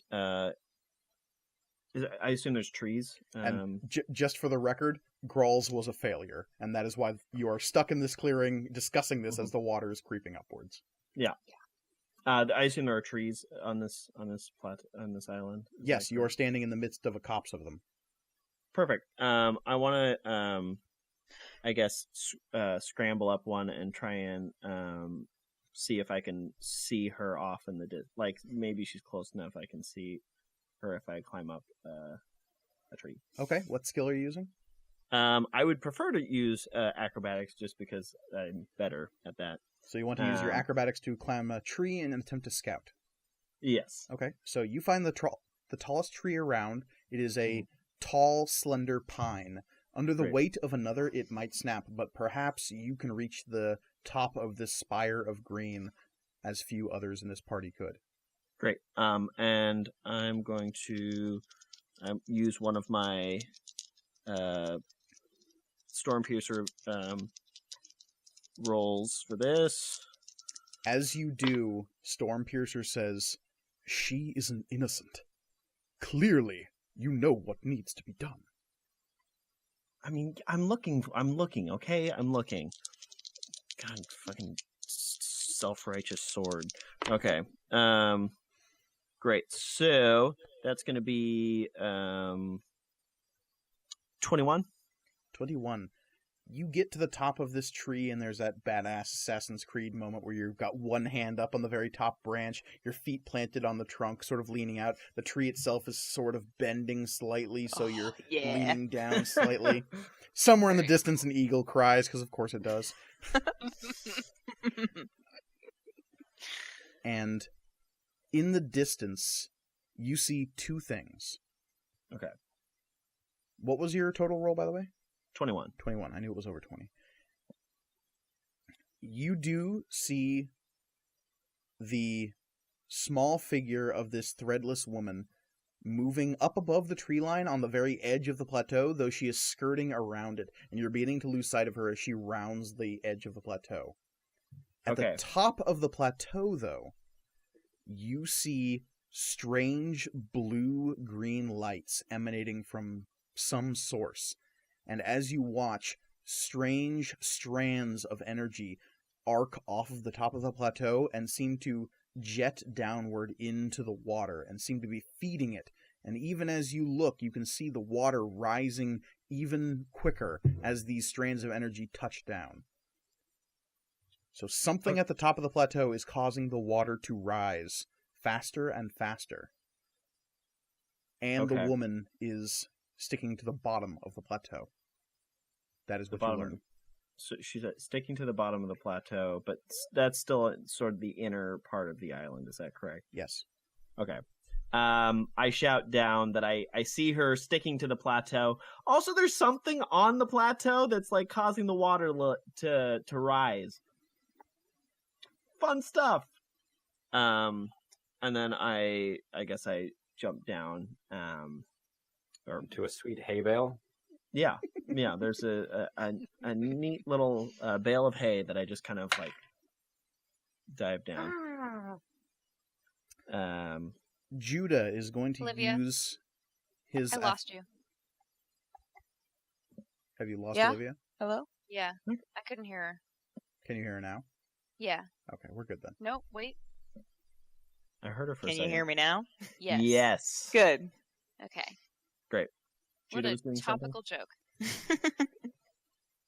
Judah will use his athletic skill and attempt to say, "The rest of you should head up to the top of the plateau and stop whatever is doing this. I can move faster than all of you. I will find this lost one."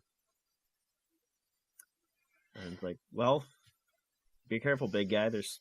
We don't know what's on this island, okay? The quicker we stop the flow of the water, the quicker, or the more likely this woman and you now, Judah, will be safe. And Cool. Valor places a hand low on Judah's bicep because he can't reach his shoulder and says, "You won't be going alone, old friend."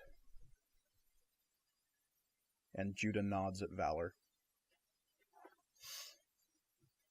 Okay. Cool, so we're splitting ways? Seems that way. Yes. Okay. Hey, Talila, do you maybe want to go with that? Yeah, I mean, Oh you could go no, with them. I want to go up and kill what's ever up there making all the pretty lights. Well, I like Talila. Yeah. just thought I'd check. Okay. I'm sure Cool. their bones will be lovely. Oh, Lord. We're assuming they have bones. We don't know. Oh, you're right. I Not could I bones. hate- give them bones. Oh God, can we please As just we're- go? As we're walking backwards away from Valor, I'm like, why is she like this? And Valor's like, "I have no idea." I am going to tell me if this is something that could work. So when Sid described the lights and the them shooting down, can I use insight to try to be or I guess I could use Arcana to be like, to try to like, okay, what could this thing be, and try to like oh, here's what this thing might be to prepare us. I mean, based on his description, you can pretty much assume that whatever is doing this is what's making the water rise. Yeah. And every time one of those strange strands of energy touches down, as Sid described it, the water's rising increased in pace. Mhm. So you could try to derive the source of this magic, perhaps, with Arcana. Yeah, that's what I'll do. Okay.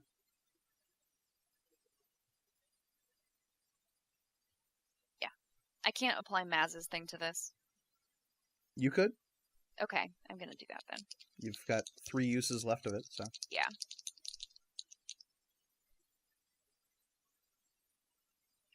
What? Another 18.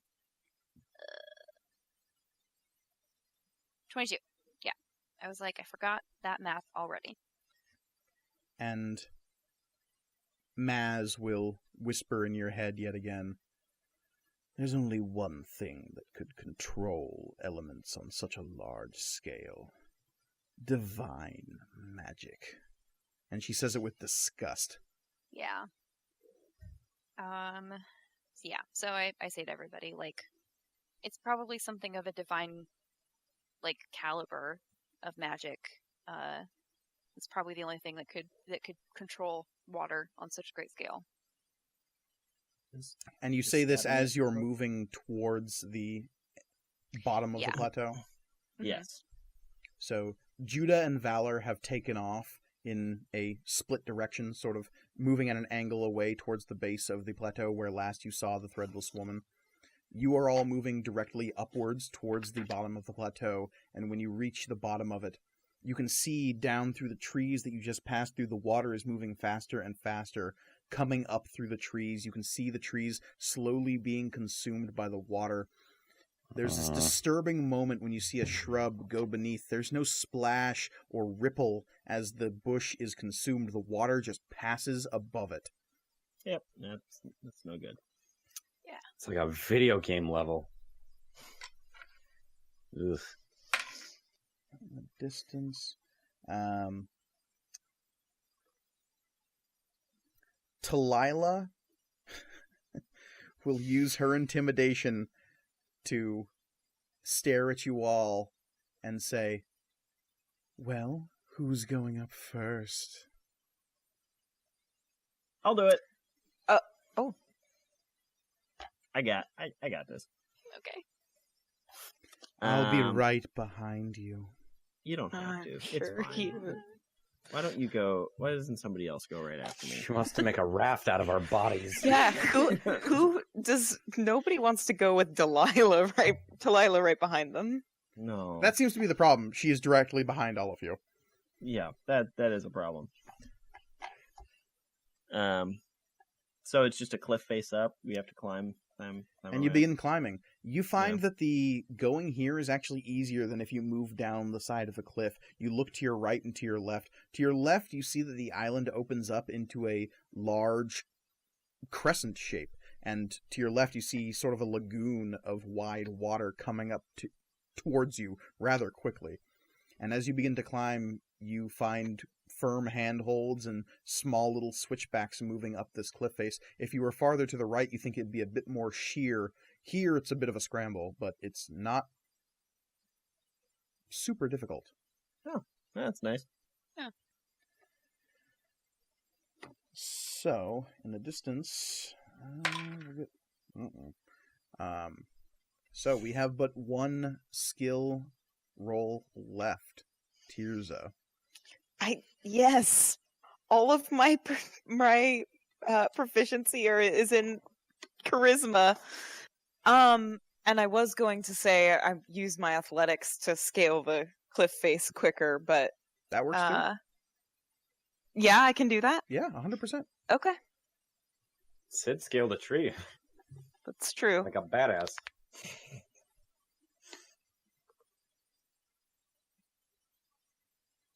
$20. Nice. Nice. How does everyone do this? How? Tirza moving Maybe with the assured movements of a mountainous goat is prancing up these stones, clearly having practiced clambering up rough stonework in her time on the glaciers of Srafheim, in the mines of the Drylands, and in the large, vast forests of the Eastwood. A vertical scaling is no stranger to Tirza Cloakbearer. Sure it wasn't a reindeer? Every Yeah. once in a while, you stop and throw a firm hand back at one of your party members, pulling them upwards. Camion, Love it. their nature changing from winter to autumn, gives you a brief flash of savage glee as they grab your hand and throw themselves upwards, grabbing onto another cliff face, kind of showing off a Nice. little bit. They seem to be Yeah. enjoying the challenge.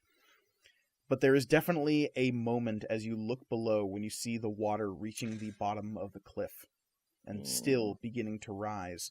Out beyond, you can see that more and more of the valley is becoming that smooth, silky blue, that mirror sheen having consumed the far shore.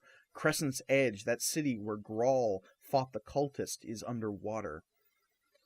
The Bari village of Tirza's youth is consumed. You see the very tops of the Eastwood slowly slipping under the water, and you can only presume that the city of Stormhaven has been flooded, that the mountains of Srafheim are slowly being consumed, and that all of the Drylands is now under this water as well.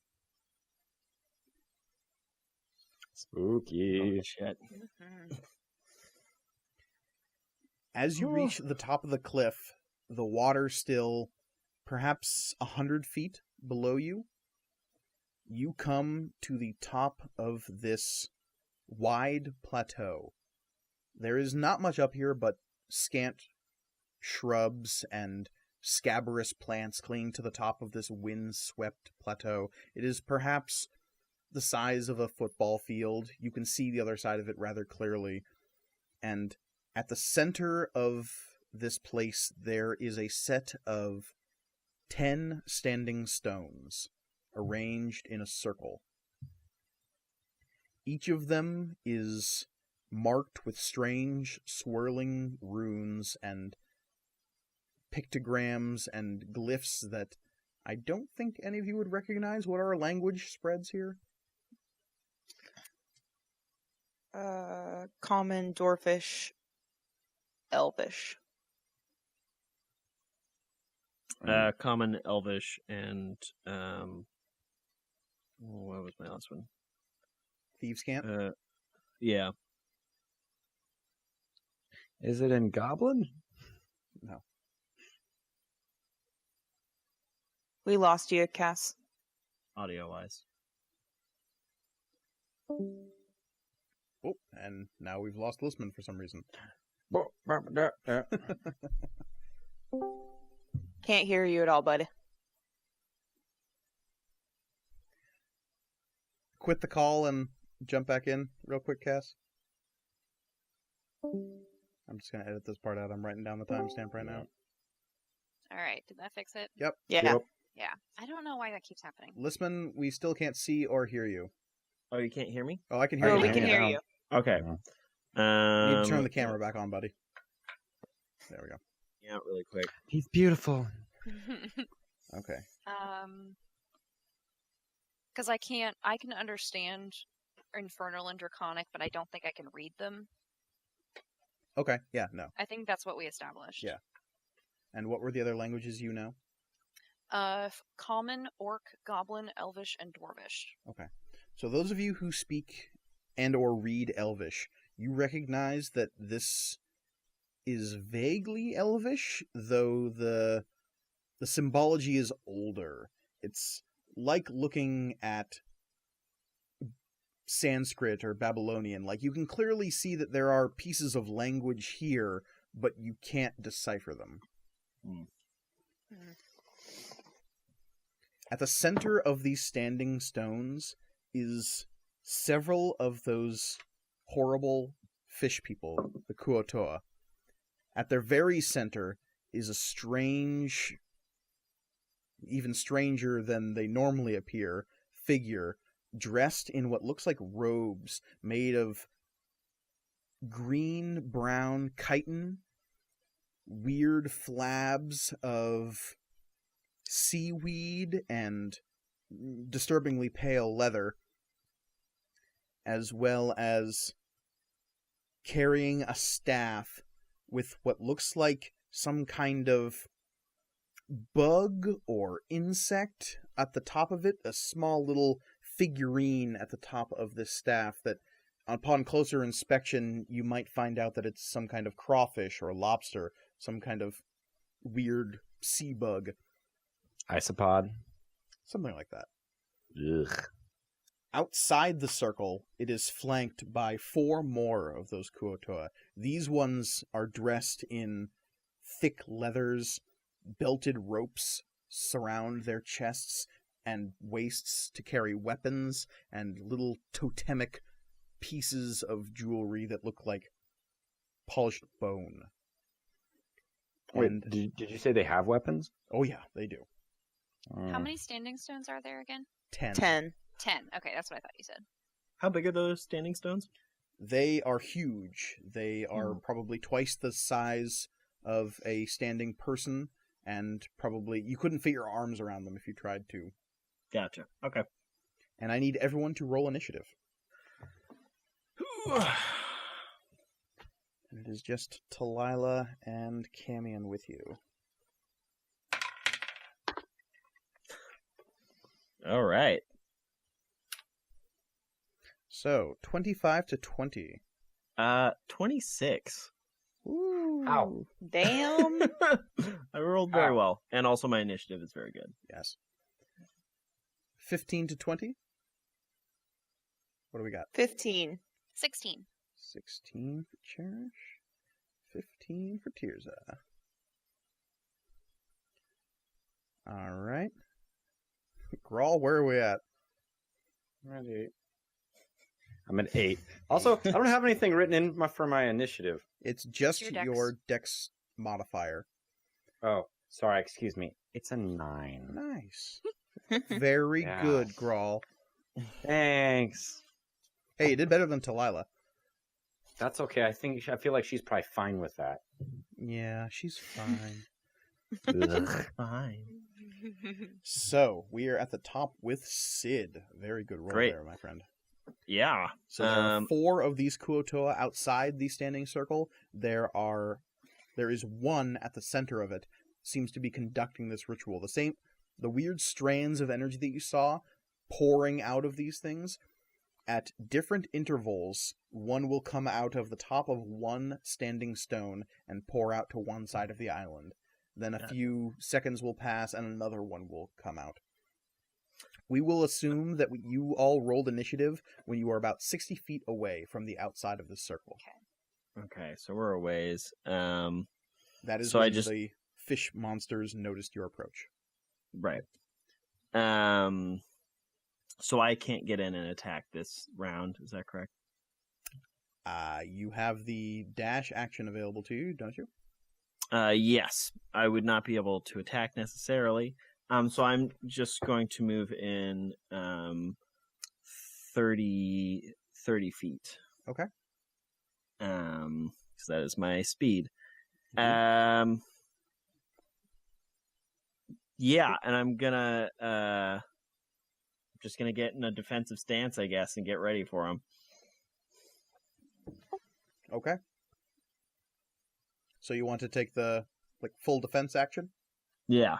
Essentially, what you're doing is you're declaring the dodge action. When you declare the dodge action, any attacks made against you have disadvantage for the next round. Yes, I would like to do that, please. Okay. That brings us to Cherish. I am going to dash so that I am right up on him. Okay. You are at the edge of the circle. Yep. About 15 feet to your left and to your right are some of those Kuo-toa with strange weapons. Now that you're this close, you can see that many of them are wielding nasty-looking hooks at the end of these ropes that are tied to their bodies, and a couple of them are wielding I don't know what these weapons are called, but you saw them a lot in slave cultures. These long poles with these ringed, crescent-shaped, barbed, like hook catchers at the end of them that they use to grab people's necks. Mhm. Okay. I Yeah. just saw one of those in a English museum. Yeah, Can't remember what they're called Oof. either. they're nasty as hell. Yeah, and since I dashed, that's all I can do. Okay. That brings us to Tirza. You said we're 60 feet away? Yes. Cool. I'm going to run regular movement, and then I'm gonna whip out a javelin. My last javelin, because I've been very irresponsible about grabbing them. We will assume that as the years have passed, you have probably replaced your javelins.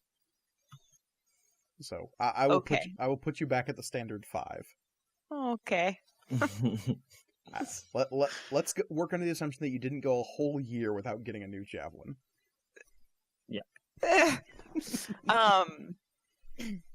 Yeah, I'm gonna attack. So are they all standing on our side of ring? It seems as though there were 2 on either side flanking the ring. So there are a pair to your left and a pair to your right, essentially, and one of the weird priests in the center. I'm gonna go one of the ones on my right. Okay. And I just rolled a 15. 15 will hit. Oh, cool. Good to I was know. not expecting that.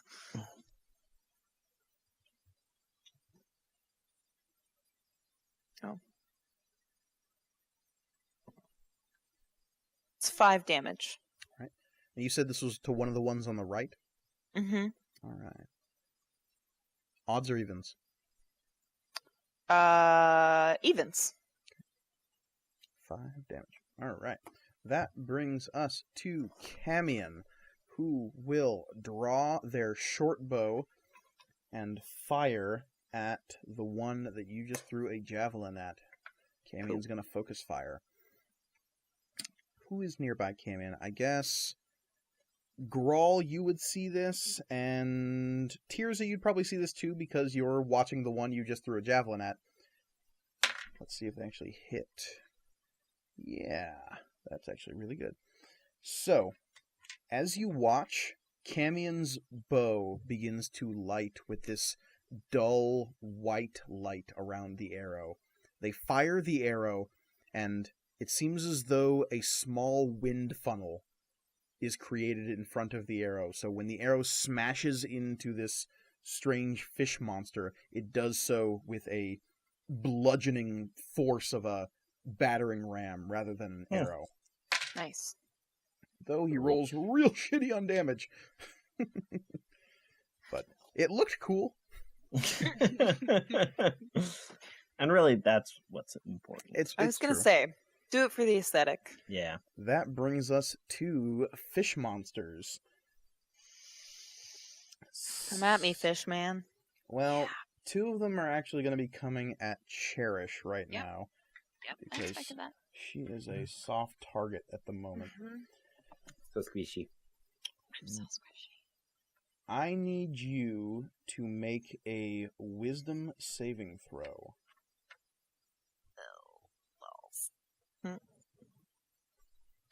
Boy, howdy. That's 20, not no, wait, just kidding. 19. Ooh, I actually apologize. It's a charisma saving throw. Okay, well then it's actually 18, 19, 20, 21. All right, excellent. You do Oh, just kidding. save. Oh, What's Again. 18? What's 18 plus 5? 23? 23. Yeah. Right. You do save. So, Yeah. a just to see how good I do. one of them one of these monsters outside the circle attempts to cast a spell on you, and it seems to have no effect, which is very good because that was a very nasty spell. Idiot. Wow. Gonna be asking for this one. Another one will charge up slightly, though not super close because you're already real close, and it will attempt to grab you with its strange pincer staff. Ooh, but it's going to roll real bad. 8 is probably not going to hit. No. All right. Idiot. Though, just to be clear, this thing will stop about 10 feet away from you to make this attack, so it's not within melee range for you. Yeah. But it lets you know that these pincer staves have reach. Reach. Yeah. Oh, It's good to know. Speaking of which, one of the ones that got pierced is going to attempt to run up and do the same thing to Tirza. Ooh, that's a little bit better. Though your armor class is very silly. 16, I don't think is going to do it. It is, though. Oh, What? I don't have my you shield don't out. have your shield out right now. Oh, yeah. Yes. Awesome. Ooh. Damn it. What is your AC? 16. Okay. So, I need Huh. you to make a strength saving throw as Oh, the thing that's attempts okay. to grapple you with its pincer staff. Oh, Success. 12. Ooh, no. So, Yeah, I didn't think so.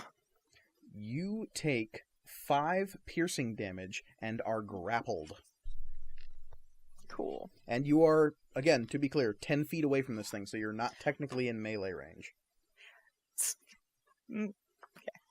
I'll wait for my next turn to say my thing. A grappled creature, their speed is reduced to 0, and if, that's basically it. Basically, you can't move until the grapple is ended. So, there is one last Koto on the outside of the circle, and I think they are going to cast a good old-fashioned Sacred Flame at Tirza. So, I believe that's just a spell attack. Let me double-check that real quick. No, you actually have to make a saving throw. You have to make a dexterity saving throw. Oh, And God. since you are grappled, you will have disadvantage to this Yeah. saving throw. Eesh. Liz was just up there, just like, dex saving throw. Wish I could help. Oh, I rolled really well on both. 19. Wow, even with disadvantage. Nice. Can I have some of that, please? I Please? mean, you're doing pretty good so far. I got all the good stuff out of the way early on, though. So, And I'm Kicking also myself. tweeting to the Material Components Twitter, come at me, Fishman. so I'm gonna miss you when you're dead. you made the save, so that means you take no damage. So, this burst of blue energy surrounds you as you see this attack coming, though you wrench to the side and sort of wedge yourself over slightly, sort of piercing your neck even further as you get out of the way of this sacred flame, but you manage to do it. That brings us to the priest, who will continue to do what he do, but let's see if he can kick it up a notch. The notch is kicked. I'm going to need to roll for Judah and Valor real quick to see if they can avoid the notch kicking. No. Oh, I don't like that look. I Okay, don't like that they look. can doggy paddle, right? that's I not don't the think issue. they want to be in the water. Yeah. Yeah. That brings us something in the to water, Grawl. remember? Okay, we gotta fish this. Finish this real quick. Okay. Yeah, me with my good rolls. They've been great so far. Becky with Have the they? good rolls. Yeah. Okay. How far away is the one that's got Tirza grappled? The one that's got Oh, Tirza don't worry grappled about me. is about 40 feet away. Don't worry I'm not about gonna me. worry about. Okay. How far away is the one that's going after Cherish? 60 feet. Also 40. Y'all gonna make me use Eldritch Blast? Oh, don't worry about me either. Okay. You should worry about me, I think. What's wrong with you? I mean, I'm fine. But, just be concerned that something could happen to me. Nah. You'll be fine. You'll be fine. I wonder what would happen if I try to Eldritch Blast Priesty Boy. There's only one way to find out. Okay. Yeah. Okay. Yeah, because everything else I've got. Yeah, screw it. Eldritch Blast Priesty Boy. All right, give me a spell attack roll. God damn. Is something wrong, Reed? It's What's not that? a botch. Oh, That's good. It's a 7. 7 Okay. will not hit. Oh.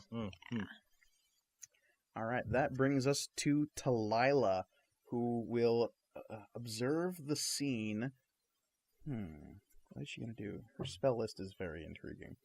How am I so useless? She will empty her backpack onto the ground. And you see this clatter of bones just fall out of her backpack. Yeah. And that's- it is not a complete skeleton of any one thing. Nope. I love Why her. would you? It's the best parts. And she will say, "It's time to wake up, George. Wake up." And you see the bones beginning to rattle and slowly clatter together in the most horrible transformer you've ever seen. And this thing has skulls for feet and femurs for one big skeleton hand, and like a weird couple of rib cages for a mouth, and a pelvis for like the brow atop its weird bone head. And this bone thing will form in front of Talila, and she'll let out a small shiver.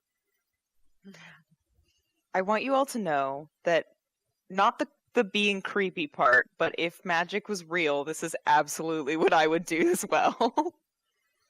And that is how Talila spends her turn, waking up George. Oh boy. Oh, George. Excited for that. That brings us back up to the top for Sid. Cool. How tall are the stone thingamadoodads? They are roughly 10, 12 feet tall. Would I be able to get to one without running? Like, how close would I be to any of the fish people? As Like, could I- close as you would want to be. There's enough distance around here that you can easily skirt them if you wanted Kind to. of get around. I kind of want to because they're sort of surrounding the priest. Is that Yes. correct? Actually, I could probably just. Can I actually? I'm just gonna try and run past people like out of their range. And would I be able to get to the priest? Let's see. If you spent your movement and a dash, you could get to the priest. This is a wide stone circle. There's probably 30 feet from the edge of the circle to the priest. Okay. Oh, shit. Okay. Well.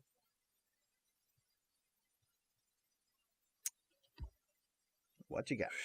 Yeah. I'm trying to think if I want to attack the priest or not.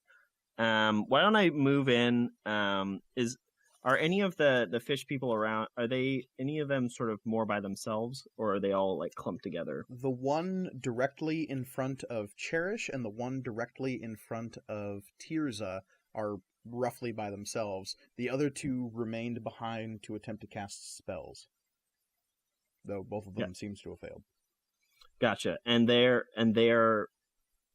also they're not next to each other. Is what you're saying? No. Okay, I want to go after one of the spellcasters. So let's see. Either of them are 30 feet away. So do you want to Great. go after the spellcaster to your left or the spellcaster to your right? Let's go with the left. Okay. Cool. I'm gonna run up and stab him. You do you. Do my thing. Plus...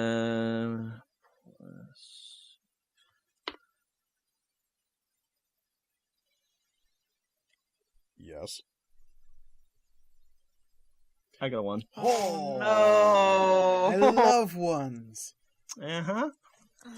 Was that Oh, no. you love ones, or would Talila just say that? I she know, loves that was ones like a because little she just- combo. It can of go either way. both. It can go either way. Oh. All of the NPCs are a little bit me.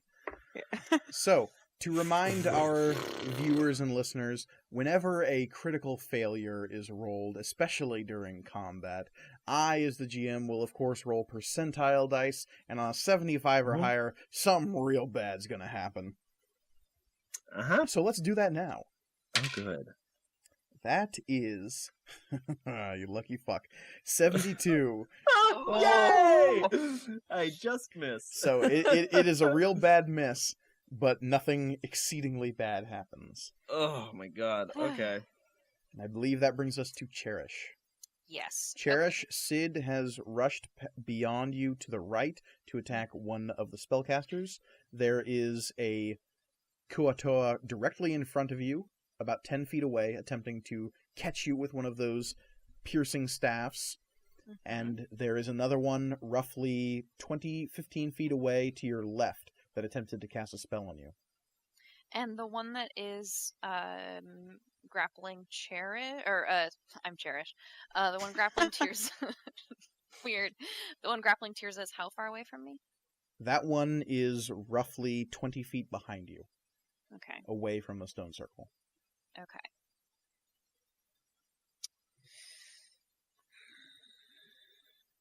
Tirza, you are on deck, by the way, so be thinking about what you do. Yep. Okay. I got you.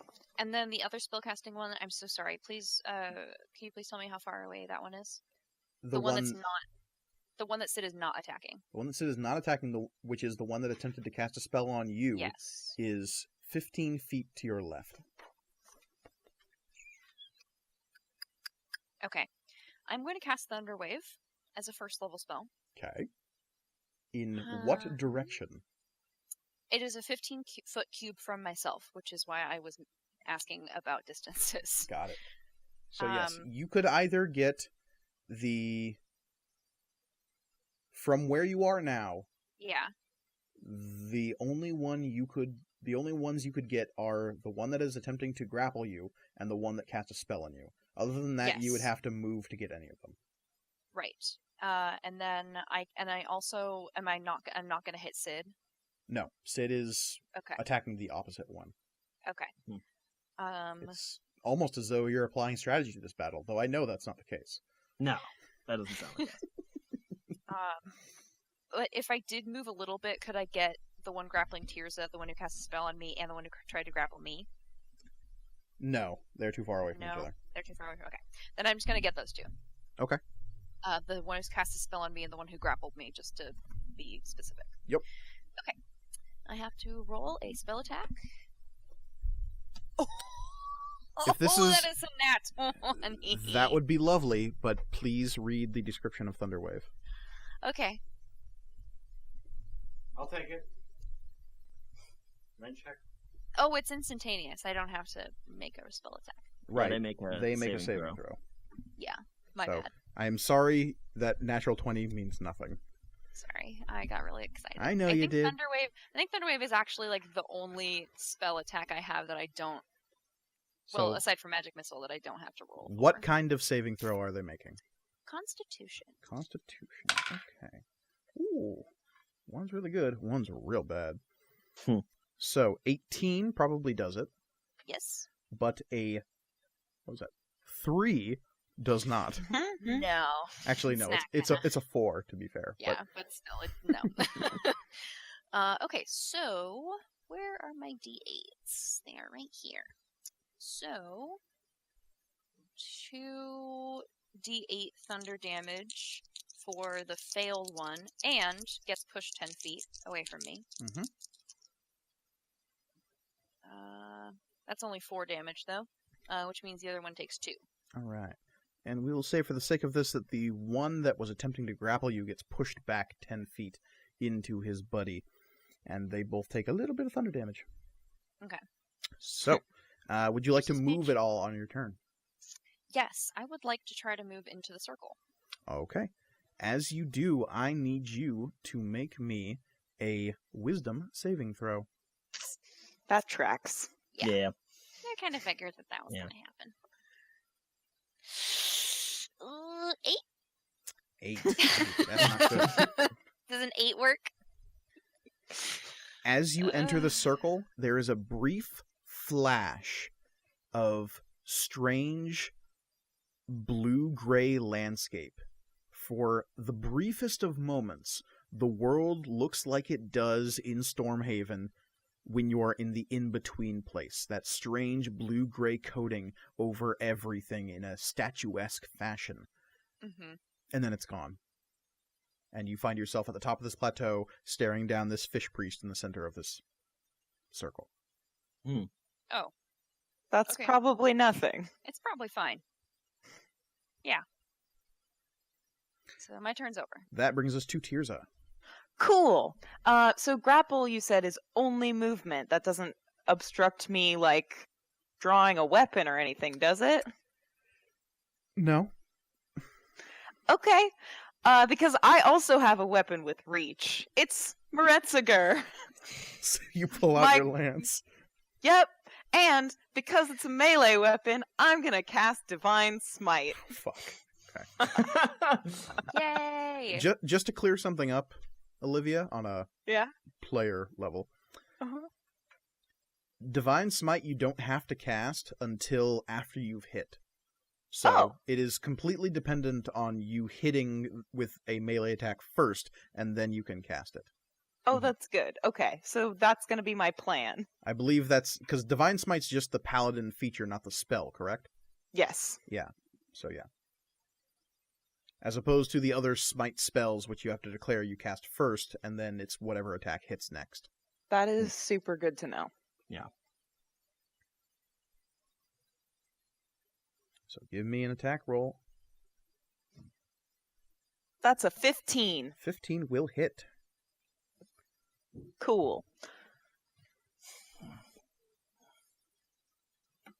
That is 4 piercing no, I'm so sorry. 6 piercing damage. Nice. And What level spell slot are you using for this Divine Smite? I can only use first. Fair enough. But I just rolled 2 7s. So 14. Damn. So 14 plus the 6, that brings us to 20 damage. Ooh, boy.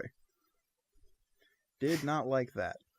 Don't put me in a weird neck thing, is the moral of the story. When you grip your lance in both hands and jab forward into this thing, and there's this burst of crackling, thunderous energy, you see its whole body ripple with the just pulse of storm energy you pump into this thing.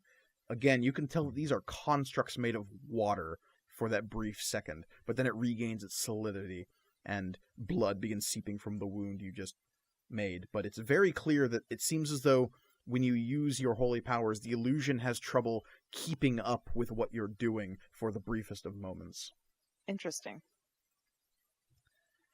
That brings us to Camion, who will skirt around the battlefield a little bit and then open fire on the one that is engaged with Tirza. But because you are both at a slight distance from each other, he doesn't get they don't get disadvantage. So that's nice. Ugh, but that is a shitty attack roll. But it still hits. These things have terrible AC, which is nice. So. Oh, Reed. So again, that strange white light will engulf their arrows and lance forward. Ooh, that's pretty good, actually. All right. So, this thing takes some damage. It's not a fan. Camion's skin becomes a dull golden color, and a savage grin creeps across their face. I like this kid. Right? That's what I was saying. Camion's a beast. That brings us to the fish monsters.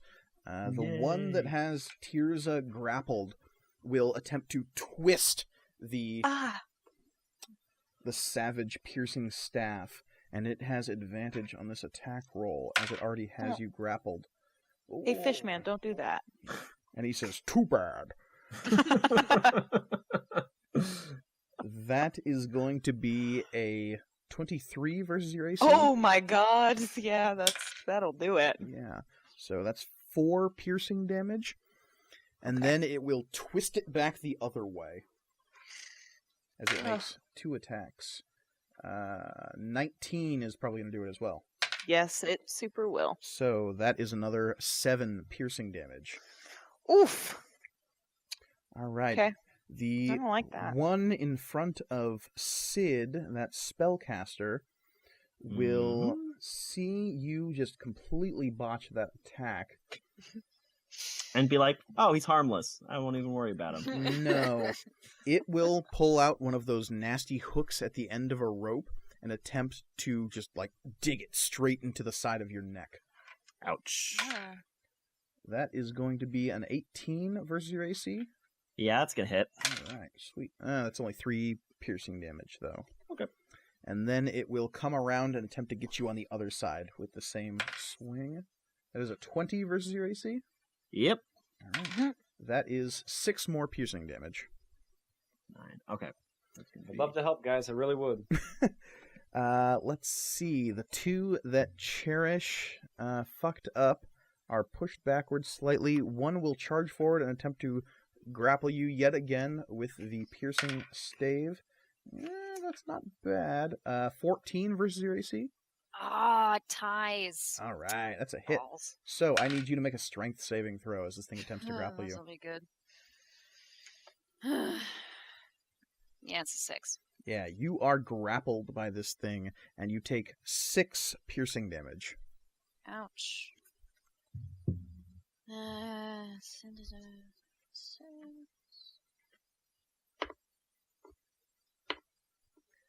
The other one will come forward with those hooks and ropes and attempt to bind you further.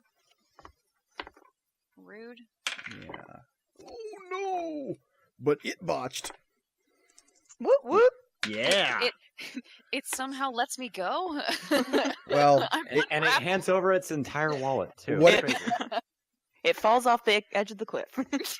what it does actually is it's swinging this hook around on the end of a rope, and it tries to throw it at you, but times it super poorly, and it ends up fish hooking itself in the cheek with this thing, and there's a sudden like as it stops and tries to disengage itself from its own hook. Oh The no. perfect cast. Nice. That brings us to the priest at the center of all of this. They will attempt to speed up the water yet again. Ooh, that's not a good roll, though. So Judah and Valor, if they even still remain, do not need to make rolls this turn. So, you see yet another of those streams of watery energy pouring off one of these stones out over the edge of the plateau. In the distance, you can't even see the rest of the valley. It is nothing but water in every direction you look, almost creeping up to the sides of the storm wall mountains themselves. That brings us to Grawl. Finally. Roll better next time. I'm trying. I really am. Roll better than me. That's true. Okay. So, are any two of them standing close enough together? Like the two attacking Tirza? There is only one directly in front of Tirza. There is another standing in front of Sid. There are 2 in front of Cherish. And Cherish is about 40 feet away. Yes. Or no, Cherish is the full 60. Yeah. Oh, okay. I can't. Is I anyone mean- in 30 feet? Everyone's 40 feet away. Tirza is within 30 feet, though the creature she is fighting is 40 feet. Because it is attacking with reach. I can't. All I can. Can move in. Well, yeah, I can move in, but I can't attack anything unless I use Eldritch Blast again. Or that Misty Step you were so proud of. Yeah, I don't. I'm afraid there's gonna be something else after these guys, for some reason. Just saying, I'm you just- got options. Yeah, I've got options. Yeah, I'm going to. Fuck. Yeah, I'm gonna go. After I'm gonna move 30 feet forward, and then I'm gonna try to Eldritch Blast. The 2 with Sid or the 2 with Cherish. I don't remember. Or 2 with Cherish. So long. One of the 2 with Cherish. Okay. The one with the chain and the hook, or the one with the piercing staff? One with the piercing staff. Okay. So let's see here. Let's see how this goes.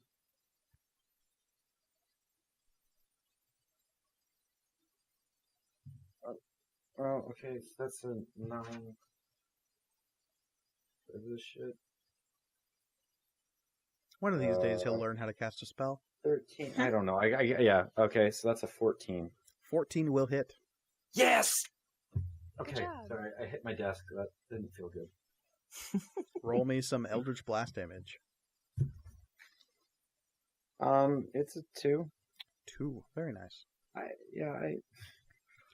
want to help the team. That brings us to Talila, who will turn to George and say, George, kill. That's not very specific. And George will clatter forward. And to give you a brief idea of what this thing sort of vaguely looks like in shape, Lisman, stop rolling. Sorry, practicing.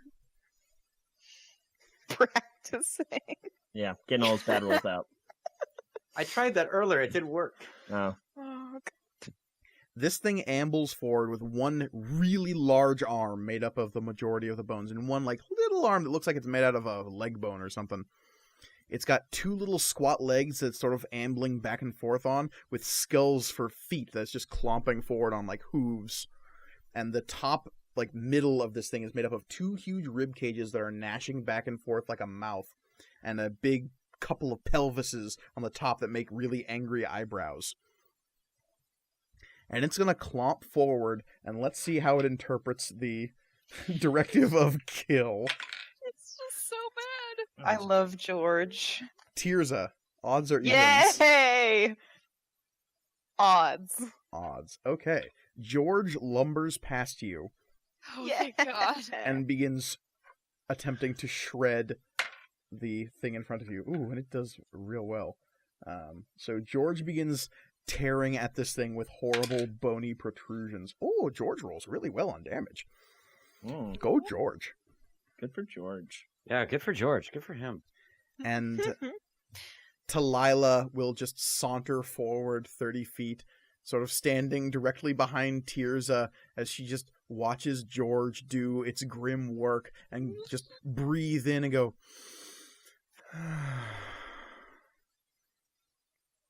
And other than that, she does nothing. Yeah, that's fair. And that brings us to Sid up at the top. All right. Well, With Cherish on deck. Cherish on deck. I'm gonna attack the guy who's attacking me. Yeah. So let's see how that goes. See how that practicing worked out for me. Pretty good. Almost a crit. But it's gonna be 25. 25 will definitely hit. And there's no one else within 5 feet of us? No, there is not. Great! I'll just take that sneak attack damage then. You do that, you swashbuckling fiend.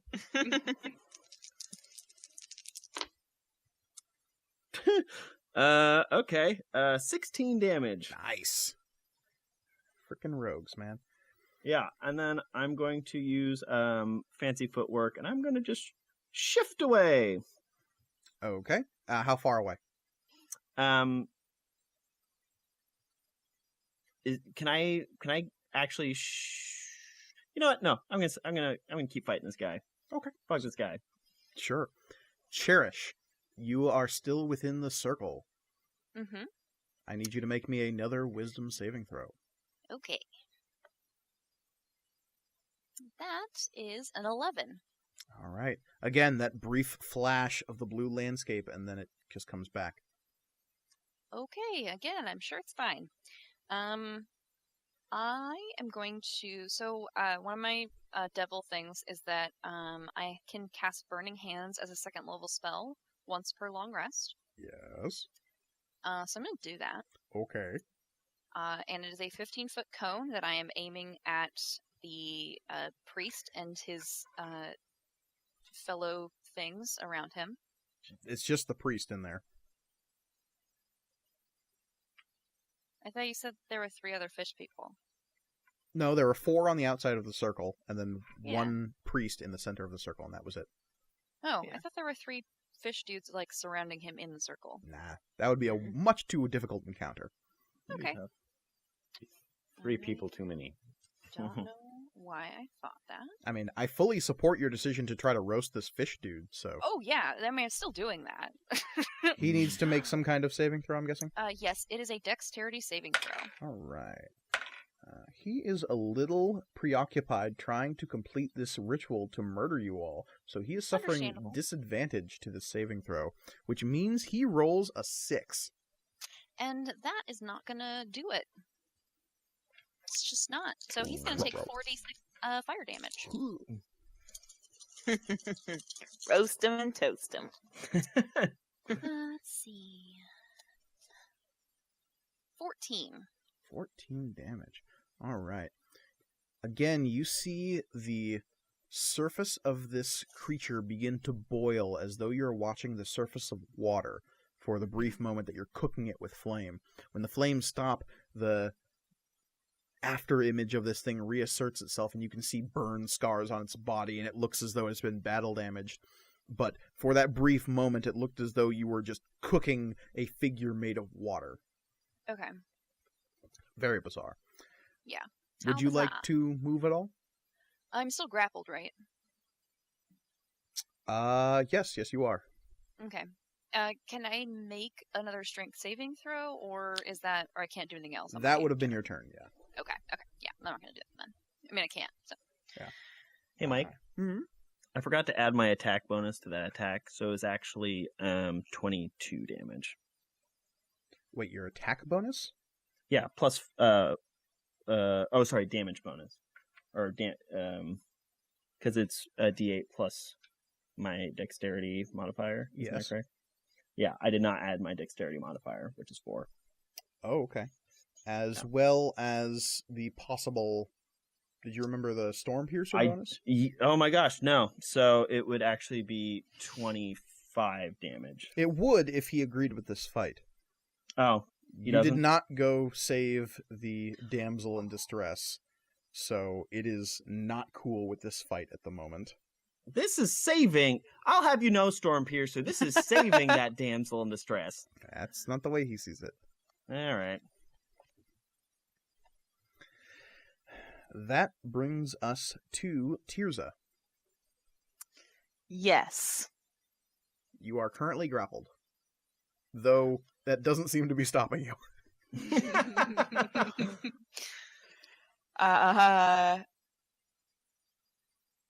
Give me one moment. Can I... okay. Can I cast Divine Sense? Are these things aberrations? Does it take an action to use Divine Sense? I'm gonna check that right now because I All wasn't right. sure and I was hoping you would know. You were hoping I wasn't going to double check. Yeah. Something like that. Mm-hmm.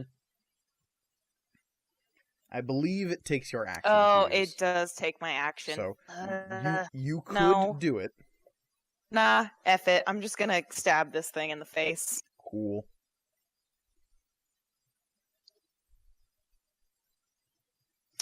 Or maybe not. That's 15 again. Oh my god. Keep rolling 11s. I appreciate consistency. Yeah. So yes, that is a hit. Cool. And that is 4 damage. 4 damage. Not great. Alright. This thing is looking real messed up. And Camion will swoop in for the kill, coming around farther to the side. A well-placed arrow from their bow, again shimmering with that sheath of air, will lance into this thing's neck, and with a splash it'll just dissolve into water, weapon and all. And a fierce grin covers their face, though, as it looks down at the lack of blood, they will grow into more of a snarl than a grin. And you'll see their skin briefly flicker from that golden sunshine of summer to the fierce white of winter, and then back again to summer as they draw another arrow and take aim at yet another Kuotoa. Which brings us to those Kuotoa. One of them in front of Sid will attack with their hooky nastiness. 13 versus your AC? Nope. And 14? Nope. Okay, it misses twice. Yay. The Nimbly dodge out of the way. ones in front of Cherish, though I think we may have lost Cass because they've been stuck in that position for a while. Maybe not. Cass, you there? Yes, I have been able to hear everything that's been going on. Okay. I would have so. Ooh. And like that, we've lost them.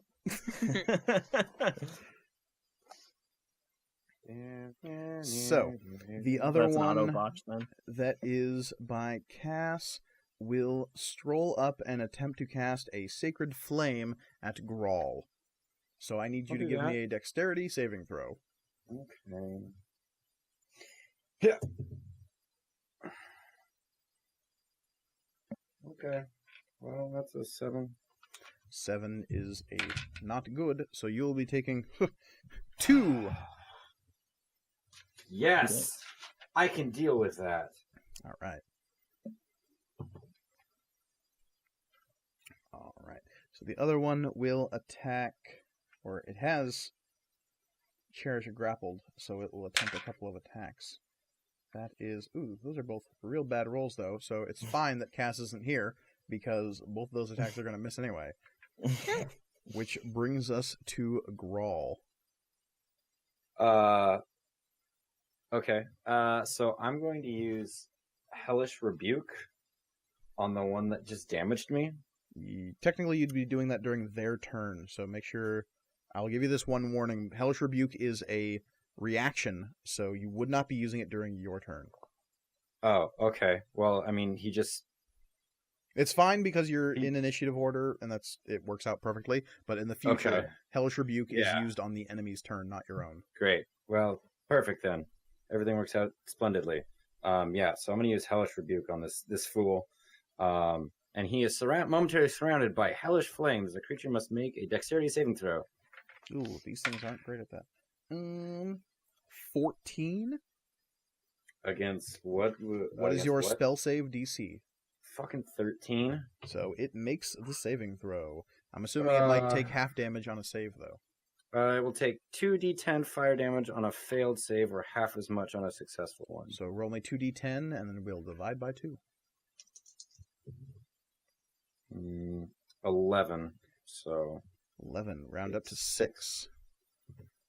Alright, didn't like that. So, on your turn proper, what would you like to do? how far away is he? This dude, bro? That one is probably about 30 feet away. Fantastic. I'm going to use my full movement to go up and smash him in the face. All right. A mighty, mighty great sword. Mighty, mighty great sword smash. Roll it. Yes. Huh. Jesus Christ, read it. 4 plus... Yeah, so 9, which isn't going to hit. 9 is not going to hit, no. All right. Okay, actually, wait. Can I use Saving Face? What does that do? Saving Face, what Saving Face does, hobgoblins are careful not to show weakness. If you miss with an attack roll or fail an ability check or a saving throw, you can gain a bonus to the roll equal to the number of allies you see within 30 feet of you, up to a bonus of 5. Shit. Damn. Okay, so... I can use it once per rest. Why? Why have you not been using this? Oh, that's why. Because I've been Once per rolling super low. Yeah. So, your original roll was a 9. A 9. There are 6 allies within close proximity. I can use it up to a maximum bonus of 5. So, No, do 5. well, actually, I don't know if I'd count George as an ally. So 5 is still the bonus regardless. So Yeah. 9 plus 5 is 14, which will hit. Yes! Whew. Okay, I knew I brought that screen up for a reason earlier. Okay, so... I'm back, by the way. Hooray! Glad to have you back. You didn't take damage, which is exciting. Yeah, Yeah. thank God. 6 plus charisma. Come on, baby. 7 plus Sweet, 10. Nice. This thing is hit with your slashing goodness.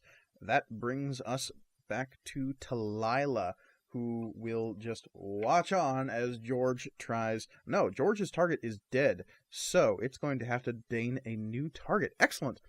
How many does that bring us to? Still alive. There are 3 of the catchy hooky ones and 1 priest, so 4 Uh, total. 3. Nobody else has killed a catchy hooky. Right. 3 Yeah. of those plus the priest. Just- Okay. So George will lumber towards Sid and the thing it is attacking, because that is the first one within line of sight. Sid, odds or evens? Odds.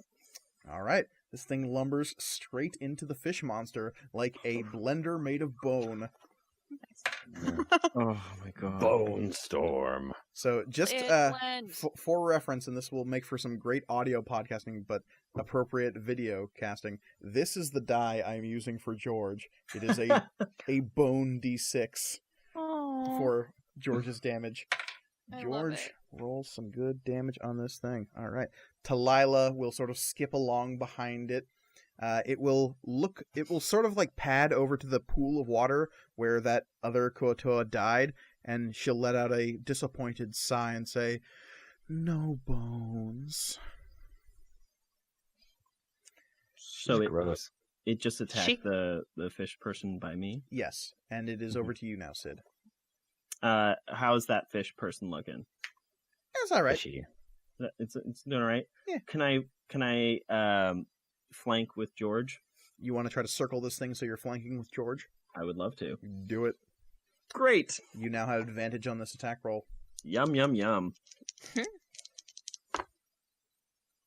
That's gonna be a 23. That will hit. Great. We're going to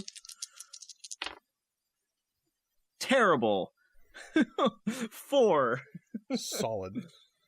All right. Welcome to my level. All right. And I'm gonna shift. I'm gonna use Rakish Audacity to shift away 30 feet from the fish person, 30 feet in what direction? Into the circle or away from it? away from the circle. Alrighty then. And you do not provoke because of your swashbucklingness. Yep. Alright. So, that brings us to Cherish. You are within this circle. There is a fish person grappling you with a spear and a priest directly in front of you whose ritual you have interrupted. Mm-hmm. He seems mad about that.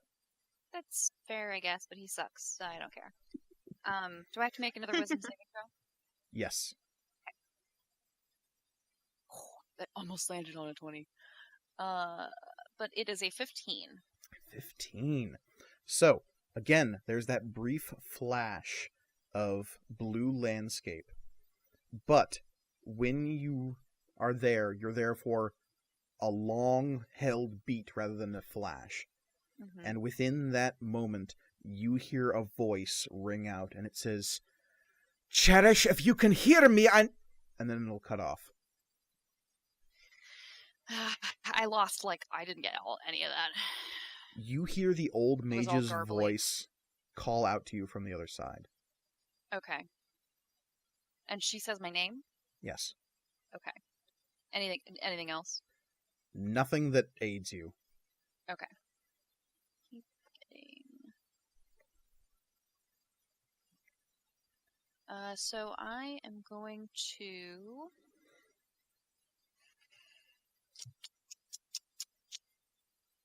I was gonna... Tirza, you are on deck. Mm-hmm. I'm gonna cast Firebolt. Okay. At the priest or at the one grappling you? At the priest. Okay. And this one I do have to make a ranged spell attack. Yes. But that's a botch. Rolling my percentile to see what happens to It's you. not great. Oh no. Oh no. Oh no. Okay. Who's gonna get Dun, hit? Who's gonna get hit? Cherish, Mhm. I need you to give me a wisdom saving throw with advantage. Oh, Oh, okay. Okay, that's That's something. not like Oh, pleasing, but 17. Excellent.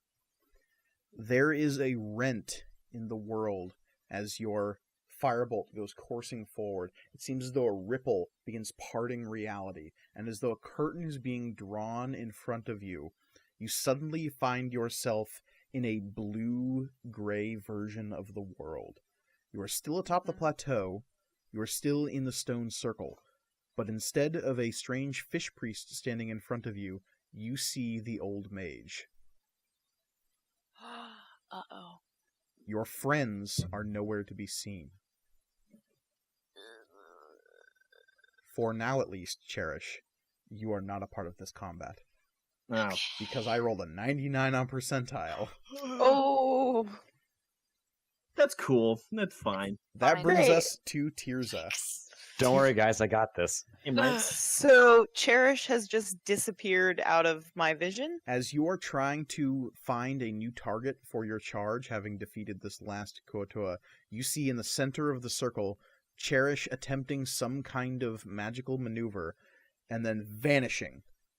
The Koatoa that was holding her at the time just explodes like a water balloon.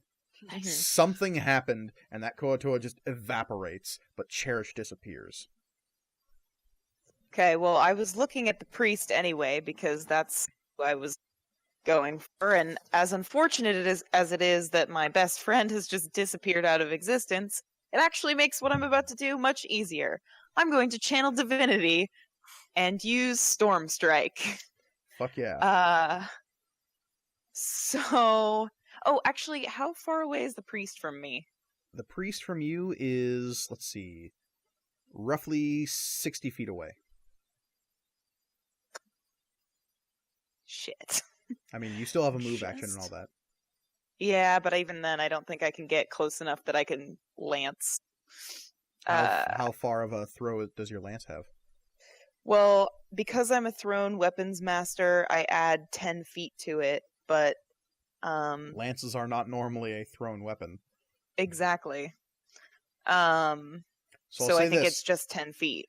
You can still throw it, you'll just have disadvantage on the attack roll.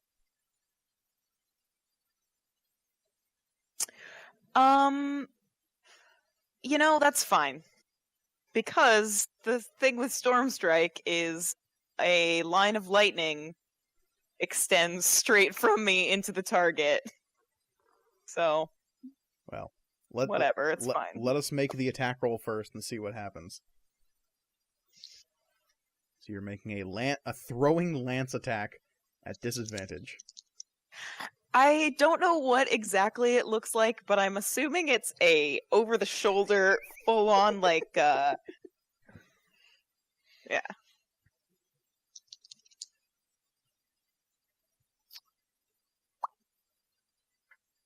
That is a 6.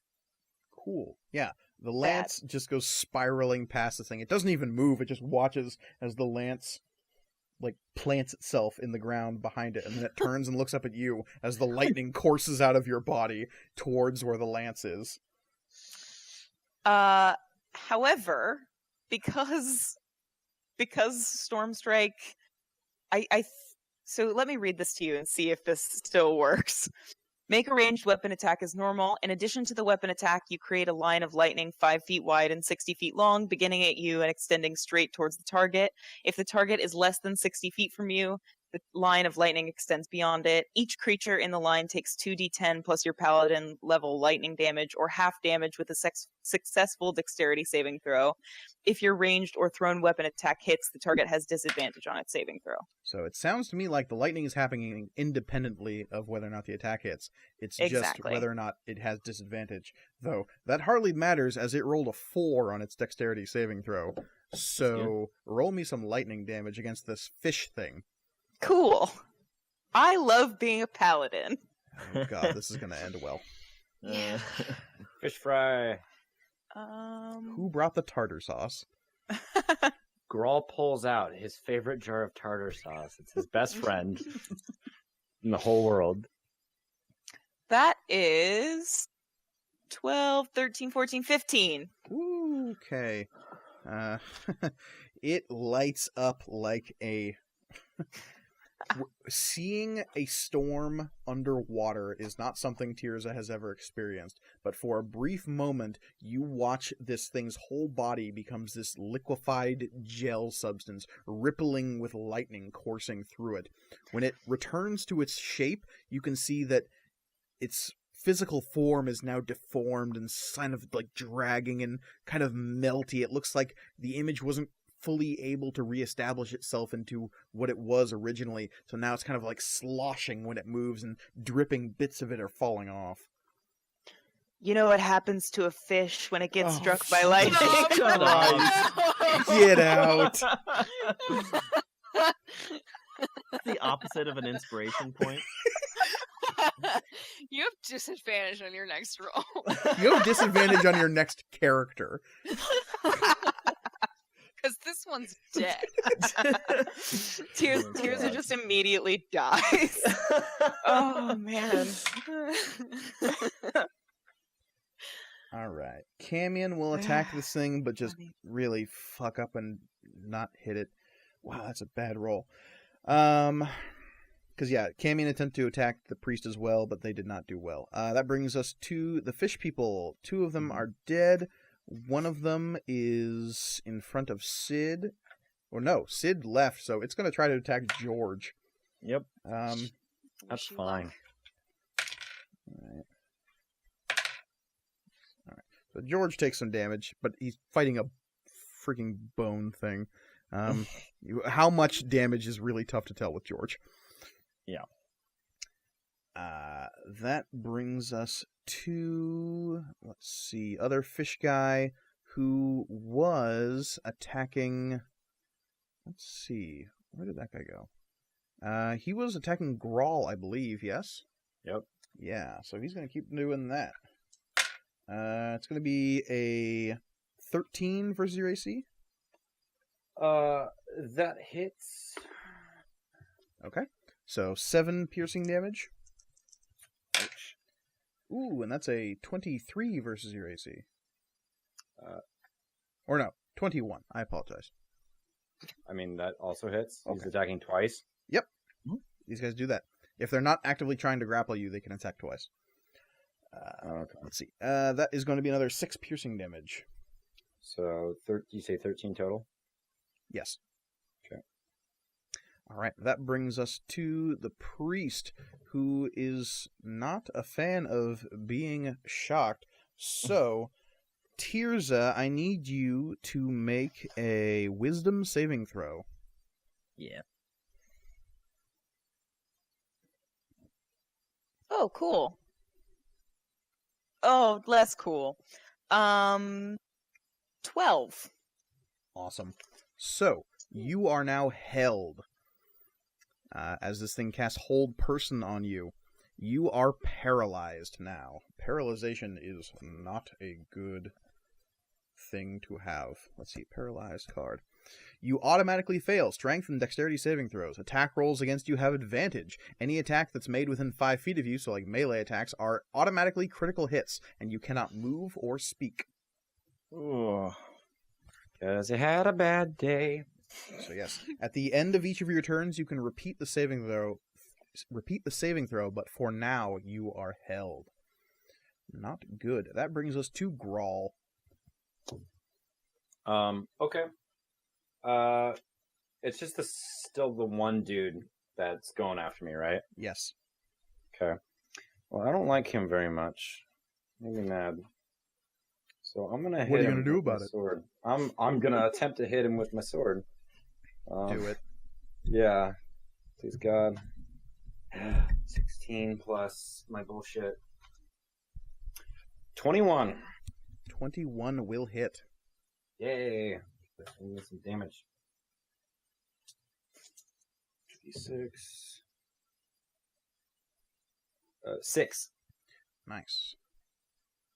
All right. Anything else you would like to do? Wait, do I add my charisma modifier to my attack? What I just rolled? Yes, because of Hexblade shenanigans. Oh, okay. So that's a That's even more then. I must have forgot to do that. How much are you adding to this? +3. Yeah, okay. Alrighty. Are you moving it all this turn? No. Okay. George will start rending at this thing. It does okay. Do that. Talila will scamper over to George, and actually, she'll move over to the thing and cast. Let's see.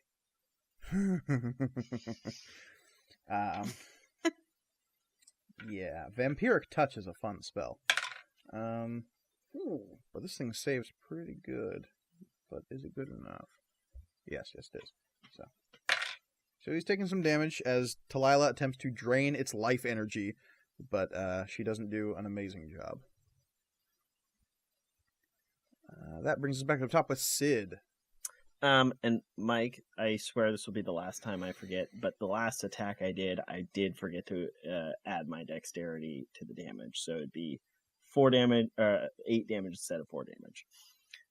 Okay. So that Murdude is handled by George.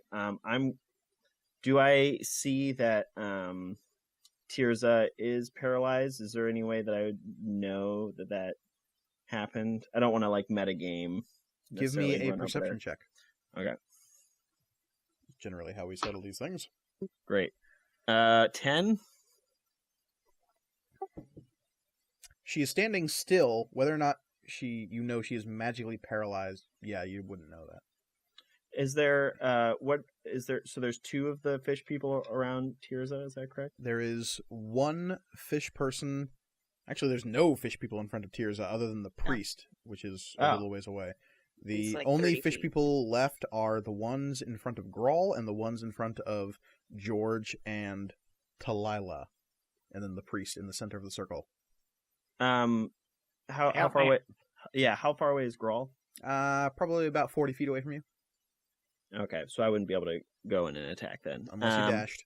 Unless I dashed. Well, I wouldn't be able to attack, though, if I dashed. So I guess we'll move back into... move back into the one who's fighting George and do the same thing. Okay, you have advantage on this attack roll. Yep. Not great. It'll be 12. 12 will still hit. Ah! Like I said, these things' AC is garbage. Okay, good to know. With my dexterity modifier, that's going to be 18 damage. Nice. You shred this thing and it sloshes to the ground, the puddle spreading at your feet. And then I'd like to... I mean, I guess I don't need to use fancy footwork. Well, I had to move in 30 feet, so that is my dance. That is my movement. I'm done. True. So that brings us to Cherish. So what's going on? The old mage has a shocked expression on her face as you appear in front of her, and she says, "Did it work?" Did what work? I mean, I'm here. Is that what you mean? Where is here?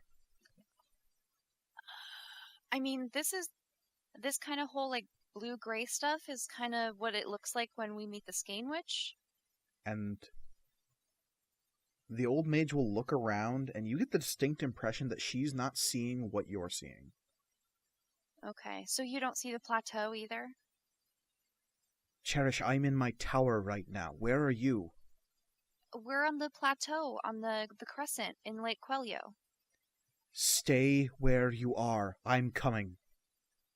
I mean, I don't think it's now or because there's a bunch of fish people and right now the whole valley's underwater. I'm guessing that's not what it's like for you.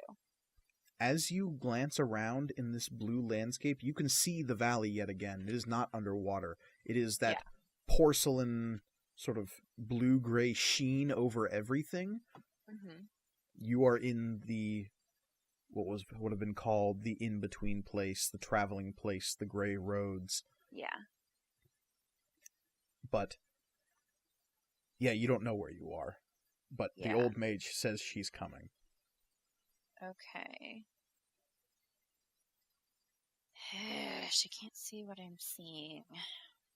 Well, what does she say? What does she say to, like, when I'm like, there's fish people and the whole valley's underwater? Like, I'm not really sure what you can do. Are you near the standing stones? Yeah, I'm right in the center.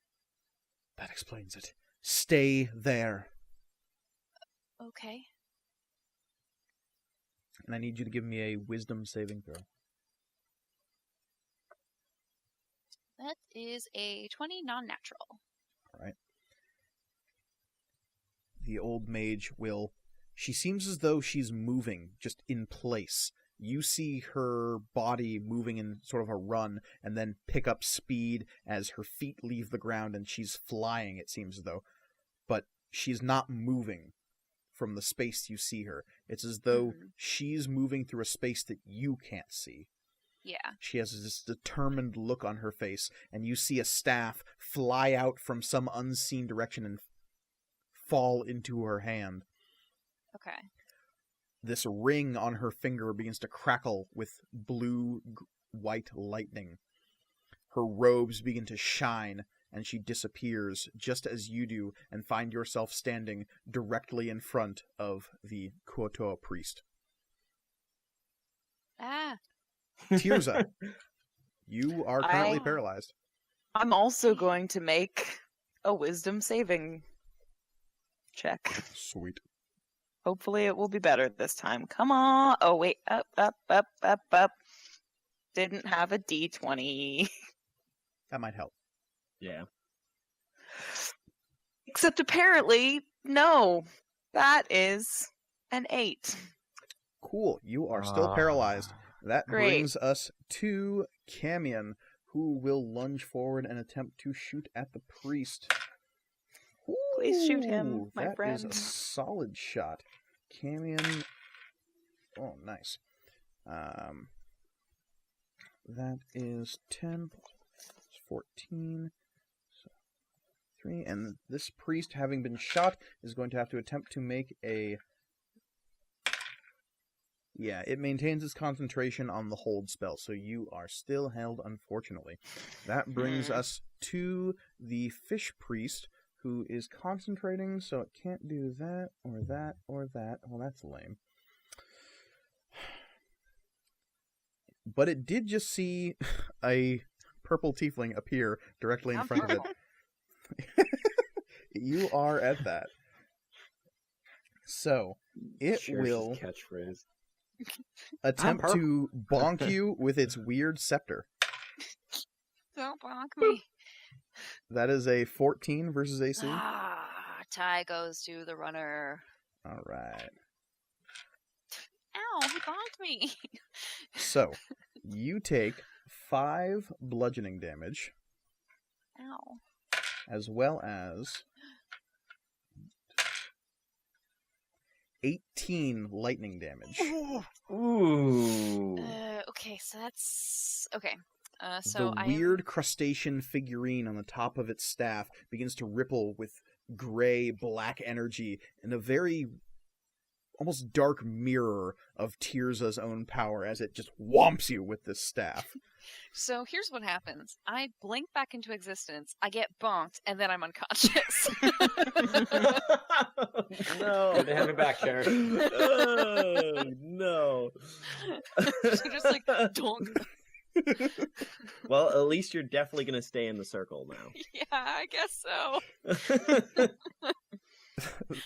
That brings us to the last of the Kotoa that is still attacking Grawl, and it will continue to do so. That is an 11 versus your AC. Not going to do it, I'm guessing. No, my AC is 11. Oh, cool. But no, not cool. I don't know if I can take 2 more of his fucking hits without being knocked out. So, all spells. No, not all spells. I think I'm gonna cast Shield. Okay, so that increases your AC by 5, so it puts it up to a 16. Yep. All right, so that first attack definitely misses, but the second attack I rolled a 19, which I think is going to still be a hit. So that is going to be 5 piercing damage. Moves me down to 11. Woohoo! That brings us to Fish Priest. We'll look down at Cherish's like crumpled body and just like, what just happened? But then we'll get a steely look on its face as it glances back up at Tirza, and it will stride across the circle towards you, lifting its scepter. And it is going to attack you, and those attacks have advantage because you are still held. But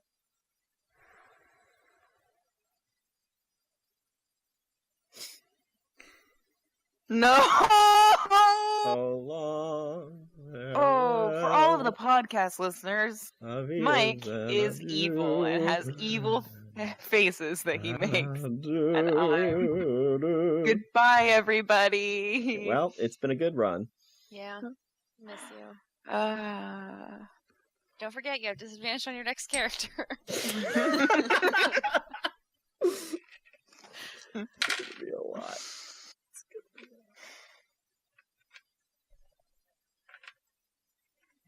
Sorry, I'm having to do some... Oh boy. No, Okay. it's fine. God. So, you're going to be taking 6 points of bludgeoning damage. Okay. I'm guessing that's not the problem. No. No, it is the 36 points of lightning damage that you then take that is really the problem here. Oh. You know what's so funny is I was like, oh, I should heal myself really quick. Oh. Okay. Cool, I'm unconscious. Kind Yeah, of figured. I would But you take heal the- people.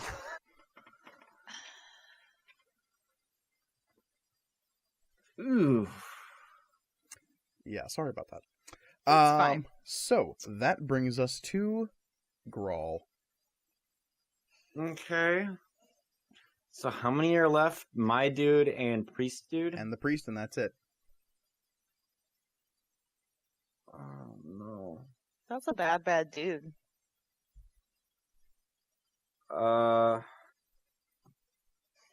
His bonk stick is not to be trifled with. It's Rabonculus. The legendary bonk stick. The legendary bonk stick. What happened to Camion and whatnot? They're still kicking. I need help. It's not Camion's turn. I need it to be his turn. Their turn. It's Talilah's turn next, so... What are you doing in the meantime? I guess I can't disengage from this dude without provoking attacks of opportunity. And You my could AC if you wanted to use your whole action and do nothing else. Yeah, but then he's just gonna move in on me again in next turn. I mean, Hope probably. that someone kills him. And okay. Well, I guess I'm going to. I guess I'm gonna try to attack this fish bro. 12.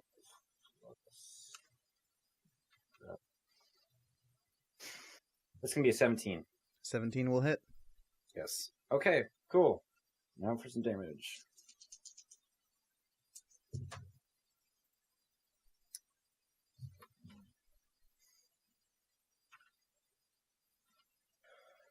Okay. It is 10. 10 damage. Alright, this thing's not looking good. It's not dead yet? No. So Priest hit me with his bonk stick, so he's outside of the circle now, right? Yes, indeed. The ritual has ceased. That's all I really wanted, so it's okay if I die now.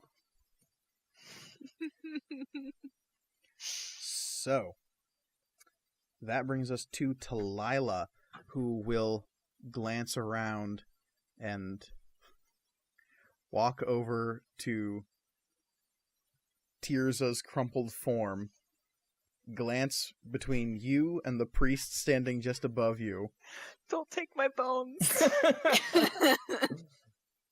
and she's real tempted to take those bones.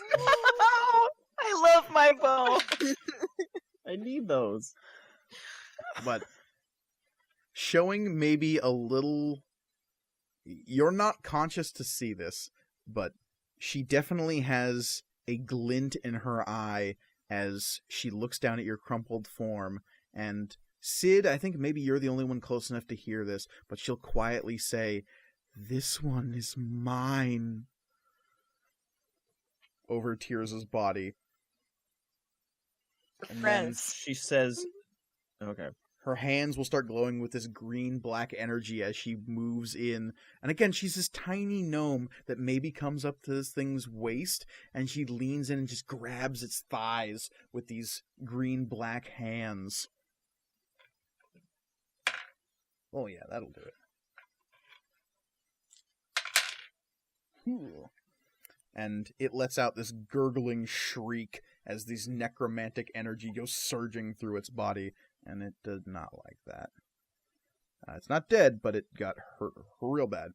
George will lumber over to this thing then and begin to attack it as well. And George has advantage because its master is attacking this thing in a melee. It's dealing a little bit of damage. Alright. This thing looks like a stiff breeze could knock it over. That brings us back up at the top with Sid. Hi, Mr. Stiff Breeze here. I'd like to, Tirza is down. Cherish is down. Yes. And I have no healing whatsoever. Fair enough. Yeah, I'm going to take out Mr. Stiff Breeze over there. And, can I put myself into a position of advantage? Sure. Yeah, let's do it. Get wrecked. It's going to be 18. 18 will hit. Great. Show me sneak attack. Oh, yes.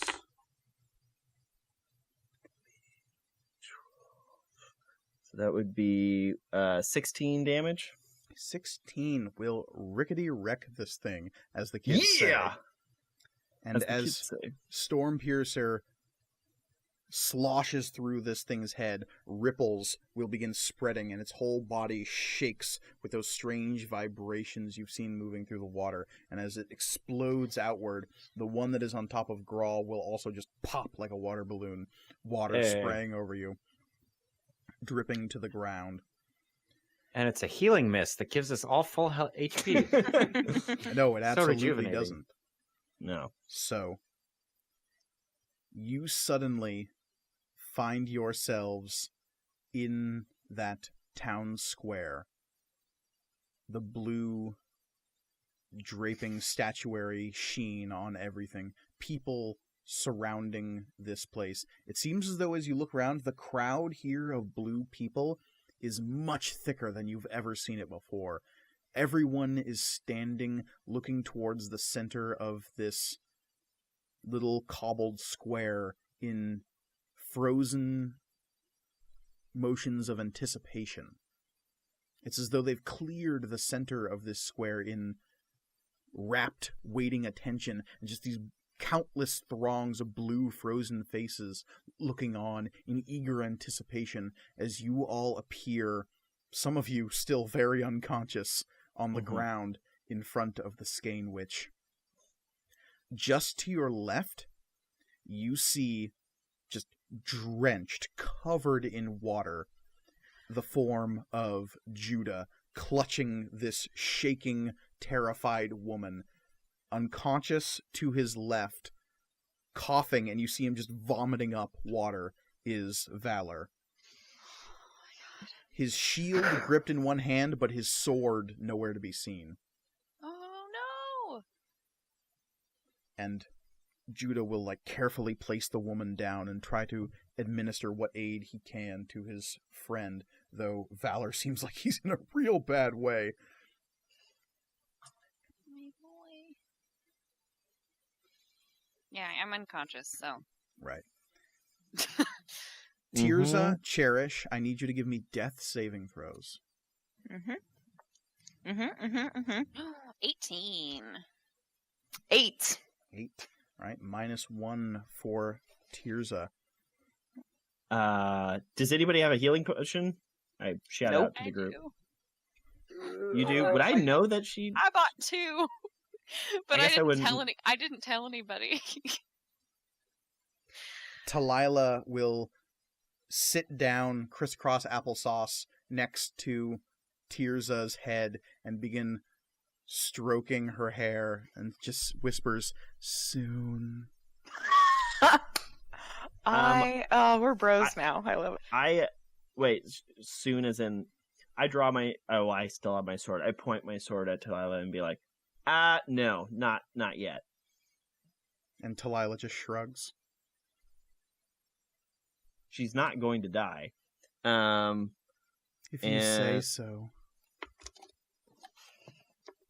Yeah. I mean, there's nothing I can. You can I roll try a medicine check, yes. That's what I will do. Okay.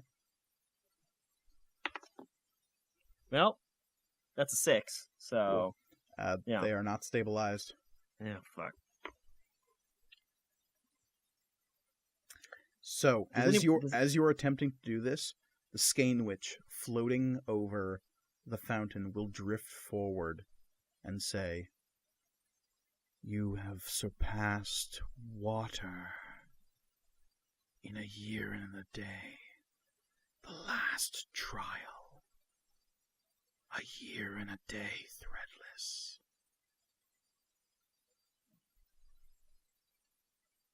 And that's when sound and motion returns to the world. Sid, at your feet, Tirza is still dying, still bleeding. Just to the side, Cherish is still limp and unresponsive. Grawl, what are you doing during all of this? I used my potion last time and I didn't purchase any. Can I do like a survival roll to stabilize somebody? That is a medicine check, my friend. Dang it! Which I have a 1 anyway, so can I roll for medicine? Who are you trying to revive? Tirza. Okay. You rush to Tirza's side with Sid and technically Talila. George is nowhere to be seen. Oh, poor George. Cherish remains solidly alone on the ground, though Camion rushes to her side, as does Judah as well, as soon as he knows that Valor isn't actively dying anymore. Mm-hmm. But as soon as you're over your quasi-fallen comrades attempting to resuscitate them, motion and sound returns to the world, and the roar of the crowd around you is this cacophonous distraction from trying to save your dying friends as these people rush in, everyone shouting, "It's them, it's them, they've come back, these people, they've come back, where did you go, what did you do, what did you see?" People shouting and jostling and moving in, trying to touch you, grab pieces of you, and all you're trying to do is save your fallen friends, but you can't get the space to do it. And so you're saying we're celebrities now? I'm saying a large chunk of Stormhaven will now know what is going on. And as you're doing this, there is another brief moment of everything stopping, and for a nightmarish second, you think you've gone back to the in-between, but it is then that the old mage descends out of the sky and lands with a soft thump on the stones of this square. She will raise a hand and cast Spare the Dying twice so that Cherish and Tirza are stabilized. Thank God. Yeah. She will rush forward and pick up Cherish in her arms.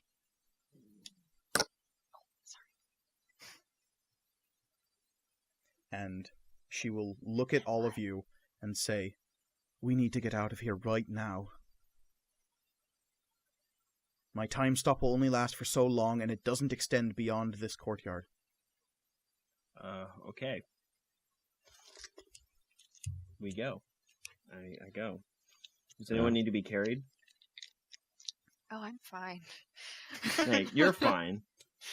Tirza is still unconscious, as is Valor. Okay. How heavy is Tirza? She is a 14 going on 15-year-old girl.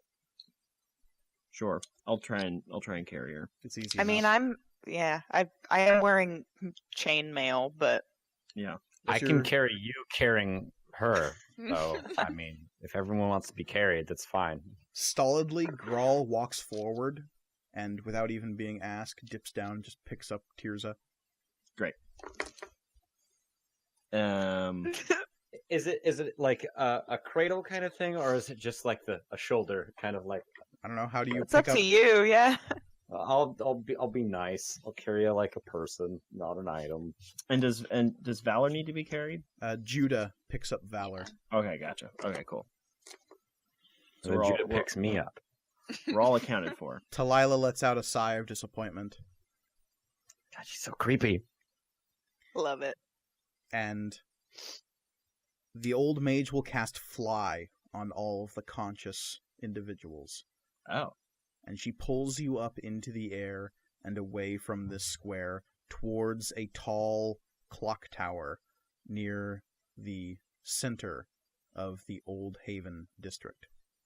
At the top of that clock tower, she'll set down, place you all around, and pull out healing potions to give to the unconscious forms of your allies. Nice. Some point in this chaos, the threadless woman has slipped away in the crowd. You're not sure what happened to her. But Judah isn't holding her anymore. He was too concerned with Valor's safety. Yeah. But as you touch down and are revived, the old mage will stare at you all and cherish something you notice, for you've been interacting with this woman for the better part of a year now. Mm-hmm. And you see that her feet are solidly on the ground here. Weird. The staff she carries has a solid weight to it that you've never seen before. She was touching you as she fed you this healing potion. Yeah. This is the first time you've ever Wild. felt her touch. And she is looking around almost with a strange panic. And she says, "A power. It has to be a power. What other way is there? Must have found a door, a gate? I don't know what. And these cutters, what do they know? Young bloods. They don't know anything." And she looks up at you and looks at all of you and says, "There's only one way to end this, I feel. We have to find a way to kill that witch." Yes. And I think that's where we're going to leave it for this episode of Material Components. Okay. Sorry, I killed the mood with that, but fuck yeah. Yeah, no. Fuck these trials. Yeah, they're kind of annoying. Yeah. I think they're fun. We keep almost dying. It's Although- true. Yeah, well, and also, Grawl, yours is next, so Yeah. Yeah. So, I mean, mine is next. Just That's send the fine. episode. he hasn't Don't noticed the worry about pattern. it. It's fine. yeah. Yeah, I know. I've got. I've been using my noggin. So, thank you so much for joining us this week on this a little bit extra long episode of Material Components. I apologize for the length, but we needed to kill some fish people. Yeah. Mm. So, do we have anything to plug, my loyal players? I mean, yeah, Twitter just handles, my all own that? stuff. Yeah. As per usual, you can find me on Twitter and Instagram. I'm not on the Tumblrs or anything else like that. You can find me at the Reedimus on both of those platforms. That's TheReedimus. Like my pictures. I post dumb stuff. Fun. By the time this episode comes out, I will have changed my Twitter handle to KickityCass, so you can find me there. Just spell it like you think it's gonna be spelled. They'll probably be posted in the information on Yeah, maybe. Possibly.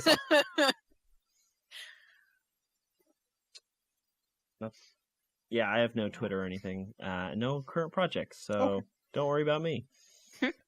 As always, you can find me on my other podcast, if you so choose, where I and a couple of co-hosts talk about comic books and pop culture nonsense over on Panel on Panels. And of course, you can Find us on Twitter at MatcomRPG. That's spelled MatcomRPG. I don't know where it is on the screen, It's but I'm pointing at it. Up. Always assume it's up. You can email us at materialcomponentsrpg@gmail.com. We always love hearing from our listeners. That is also the best place to send any fan art you would care to do. Because Please draw George. please draw George. The new Draw fan baby. Grawl in a snowstorm. In a bathing suit. Oh, sorry. a pink polka dot bathing suit in a snowstorm. Please And- and thank Okay. you. Anyway, any fan art we receive could end up on our website over on the gallery section. Right now, mostly what we've got is Cass and Michael's renditions of things. And, it could always use more population over there. Why not? Yarp. So I think that's going to do it for this episode of Material Components. Thank you all so much for listening. And Thank good you. night. Thank you. Mhm. Have a good night. Bye. Doodles. Or, well, like a good day or whatever. Wherever.